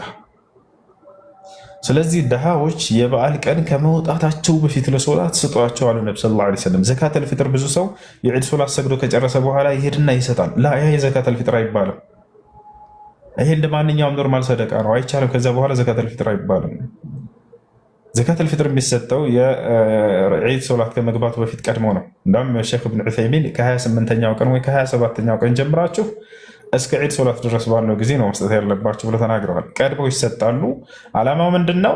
በዚያ በበዓል ቀን እነዚህ ሙስሊም ወንድሞቻችሁ ሰው ደጅ እንዳይቆሙ እንዳይለምኑ፣ ቢያንስ በደስታቸው ቀን እንኳን ልመና እንዳያደርጉ እነርሱን ለመቻል የተደነገገ ድንጋጌ ነው ዘካተል ፊጥር። አያችሁ፣ ይሄ ነው እና ስለዚህ ቀድሞ ይሰጣቸው። እሺ፣ የመስጠት ኃላፊነት ያለበት ማን ነው ከተባለ አባት ነው። ስለ ራሱ፣ ስለ ሚስቱ፣ ስለ ልጆቹ። ምክንያቱም ኃላፊነት የተጣለው በእርሱ ላይ ነው።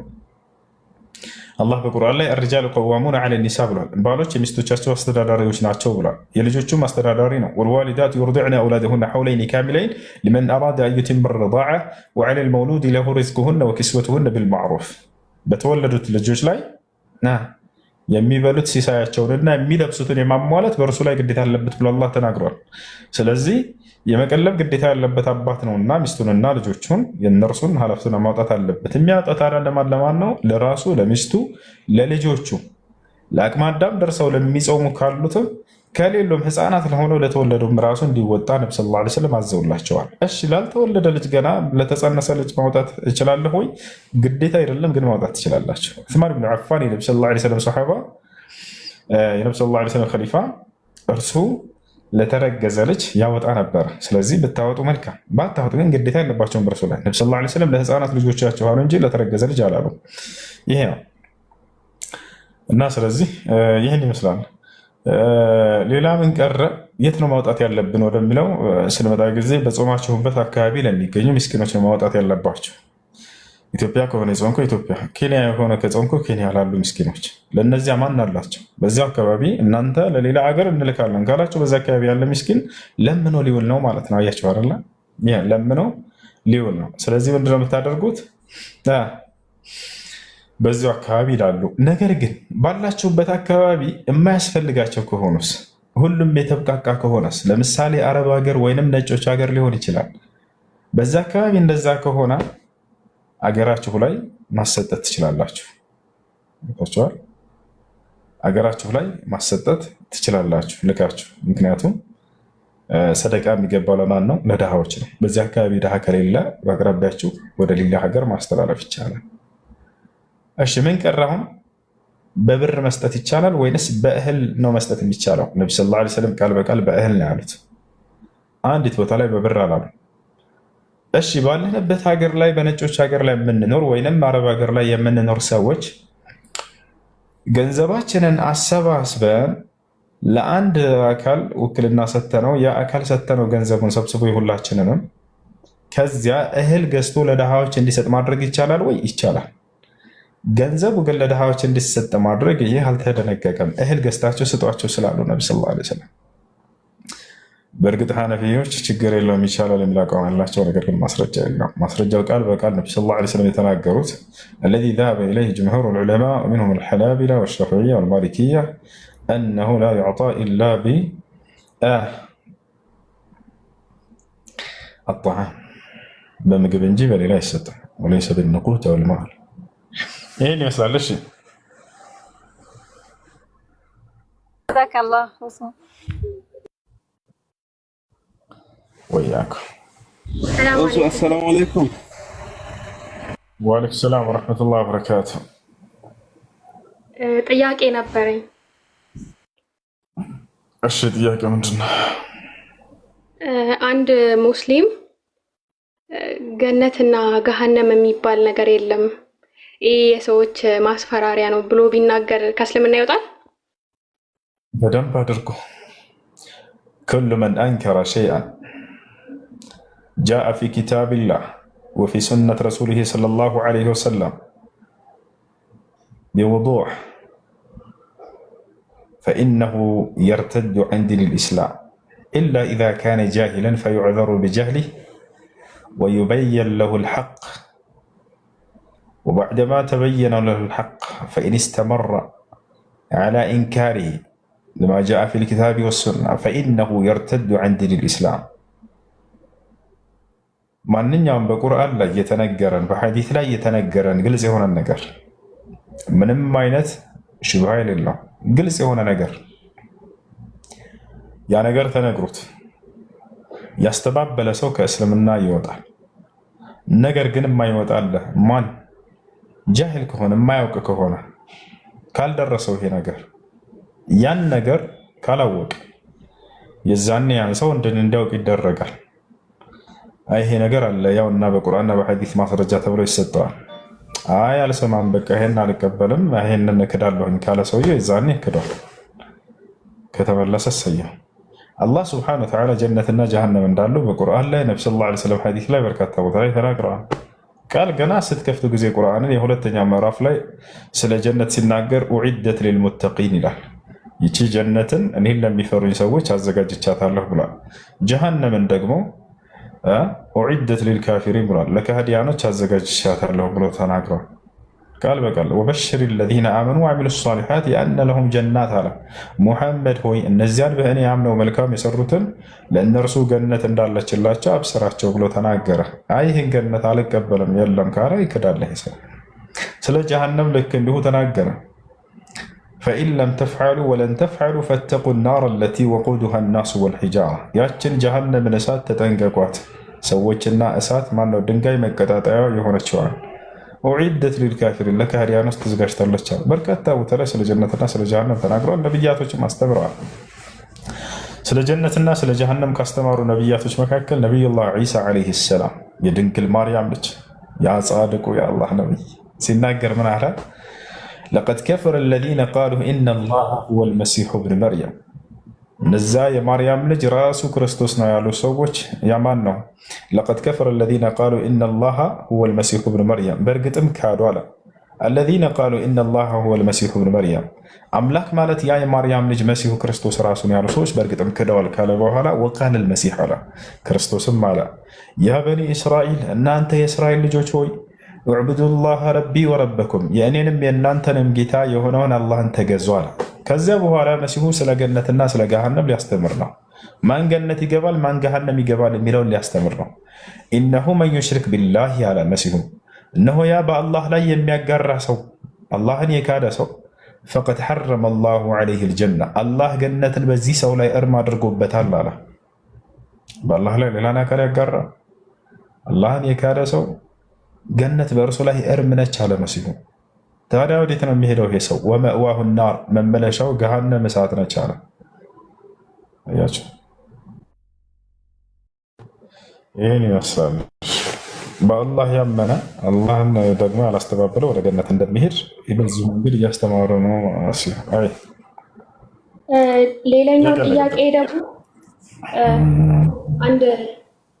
አንድ ሰው ማለት እስልምና የሚባል ሃይማኖት እንዳለ ያውቃል፣ ግን እስልምና ምን እንደሆነ አያውቅም።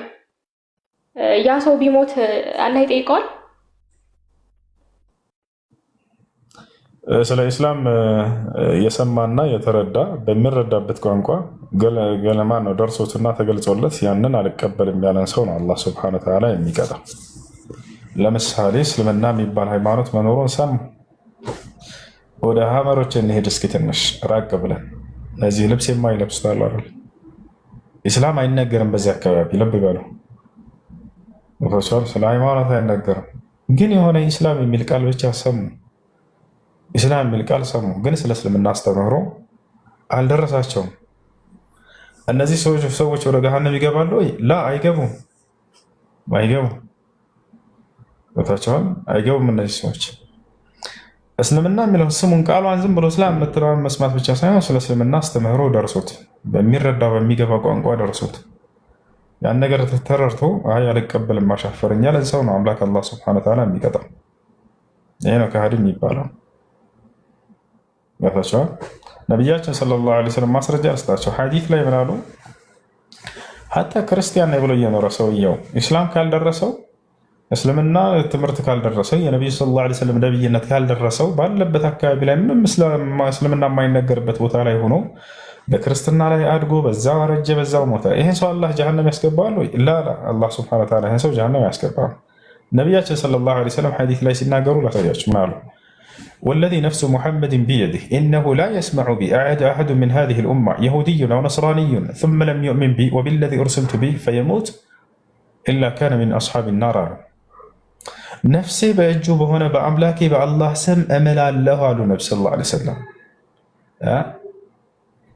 أنا كتلاكلت زمن اسك زمن وفزع من الرأس يمجن معنن يوم أيهود ميهون على كريستيان ميهون يلي لام نتكتاي ميهون የእኔ ነብይነት ሰምቶ አንድ መስፈርት፣ የተላኩበትን የነብያት መንገድ ኢስላምን ሰምቶ ሁለት መስፈርት። ይሄን ያልተቀበለ የገሃነም እሳት ነው በጌታዬ በአላህ ስም እላለሁኝ አለው።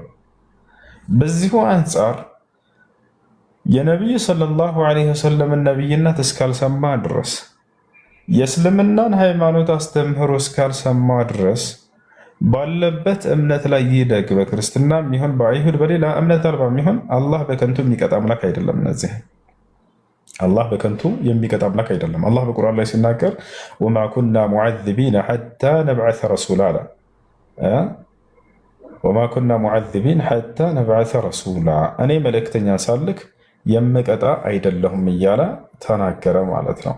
መልእክተኛ ተልኮ የዚያ የመልእክተኛ መልእክት እስልምና አስተምሮ ደርሶት አልቀበልም ያንን ሰው ነው አላህ የሚቀጣ። እሺ ሌላ ጥያቄ አለሽ? ወአለይኩም ሰላም ወረሕመቱላሂ ወበረካቱ። ልጅቱ በእስላም ላይ ሐሊማ ተስማዒን ክላሚ? ሰላም ነው። እሺ እንዴት ነሽ? ደህና ነኝ። ሰላም ነው። አልሐምዱሊላህ። ሻሃዳ ማይፈልጌ ነበር። ለምን አረድሻት? ጤናን ገቡ ሻሃዳ ማያስፈልጋ ነው የገባችው፣ ግን አረደቻት እያናገርኳት። ወላሂ ላዚም ከእድሜንነት ላንሳቸው፣ ከእድሜንነት ላንሳሽ። ማን ነበርሽ?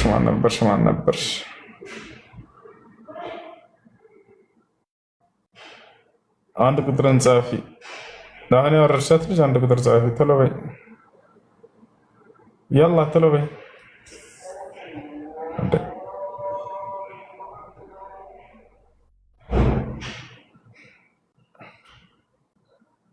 እሺ አድሚኖች ተረጋጉ። አንድ ሰው እያወራ ከሆነ ሌላ እምነት ተከታይ የሚሆን ማንኛውም ከኔ ጋር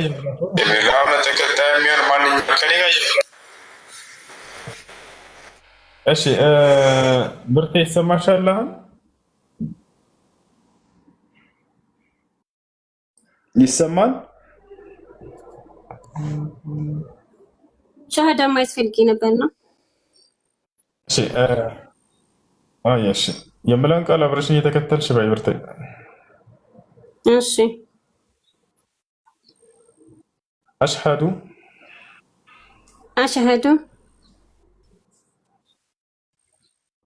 አላ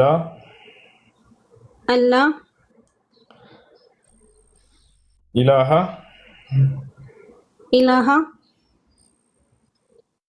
ኢለላህ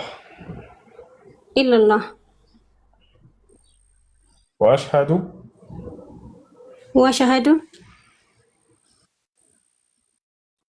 أن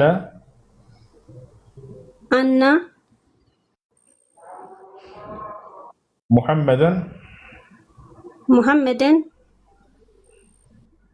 رسول الله ማሻአላህ ጨርሰሻል። ከዚህ በኋላ ሙስሊሙን አሻል አሁን ያልሽው ቃል የሸሃዳ ቃል ወይንም የምስክር ቃል ይባላል። አንድ ሰው ወደ እስልምና ሃይማኖት ሲገባ ጊዜ የሚሰጠው የምስክር ቃል ነው። ትርጉሙ አሽሀዱ አን ላ ኢላሀ ኢለላህ ማለት እነሆ ከአላህ በስተቀር በእውነት የሚመለክ ሌላ አምላክ የለም ብዬ መሰክራለሁ ማለት ሲሆን፣ ወአሽሀዱ አነ ሙሐመድን ረሱሉላህ ማለት ደግሞ ሙሐመድም የአላህ መልእክተኛና ነቢይ ናቸው ብዬ መሰክራለሁ ማለት ነው። አንድ ሰው እስልምና ሲቀበል ጊዜ ምን ያገኛል ከአምላኩ ከአላህ ዘንድ ከተባለ በሰለመበት ቀን ያለፈ ኃጢአቱ ሁሉ ይሰረይለታል፣ ይማርለታል፣ ያለምንም ኃጢአት ይሆናል።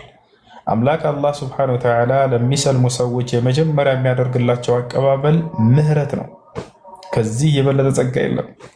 እዚህ ዓለም ላይ ትልቁ ጸጋ ከኃጢአት ንጹህ መሆን ሲሆን፣ በቀጣዩ ዓለም ትልቁ ጸጋ ደግሞ የአምላክን የአላህ ሱብሓነሁ ወተዓላን ውዴታ መጎናጸፍና ልክ እንዲሁ ገነትን መውረስ ነው። ይህን ደግሞ ለሚሰልሙ ሰዎች ቃል ገብቷል አላህ ማስረጃ ቃለ ሱብሓነሁ ወተዓላ ወኢኒ ለገፋሩን ሊመን ታብ፣ ወደ እኔ ለተመለሰ እኔ ምርለታለሁ ብሎ ቃል ገብቷል። በሌላ ቦታ ላይ ሲናገር ሱረቱል አንፋል ላይ ቁል ሊለዚነ ከፈሩ ኢየንተሁ የግፈር ለሁም ማ ቀድ ሰለፍ ወኢን የዑዱ ፈቀድ መደት ሱነቱል አወሊን። ሙሐመድ ሆይ ለነዚያ ለካዱ ሰዎች እንዲህ በላቸው ካሉበት ክህደት ቢቆጠቡና ወደ እኔ የሚመለሱ ያለፈ ኃጢአታቸውን ሁሉ እምርላቸዋለሁ ይንገራቸው እያለ ይናገራል። ስለዚህ ያለፈ ኃጢአቱ ሁሉ ይማርለታል አንድ ሰው። ነቢያችን ሰለላሁ ዐለይሂ ወሰለም ይህን ሐዲስ ላይ ሲያረጋግጡ አልኢስላም ዩጅቡ ማ ቀብለሁ አሉ። እስልምና ያለፈን ኃጢአት ሁሉ ያስተሰርያል አሉ። ያ ማለት ሰውየው ከሰለመ ያለፈ ኃጢአቱ ይማርለታል። እሺ በቀጣዩ ዓለም ተስፋ ተሰጥቶት ከአምላኩ ከአላህ ዘንድ ለሰለመ ሰው ከተባለ አላህ በቁርአን ላይ ሲናገር ምን ይላል? እነ ለዚነ አመኑና መልካም የሰሩ ሰዎች ለእነርሱ የገነት ጸጋ አለችላቸው አለ። ኻሊዲነ ፊሃ በእርሷም ውስጥ ለዘልዓለም ዘውታሪዎች ናቸዋል። ዘልዓለማዊ ህይወትን ታገኛላችሁ፣ ገነትንም ትወርሳላችሁ ማለት ነው። ይሄ ነው ትልቁ ጸጋ። ከዚህ ሁሉ በላይ ግን ትልቁ ጸጋ ምን እንደሆነ ታውቃላችሁ?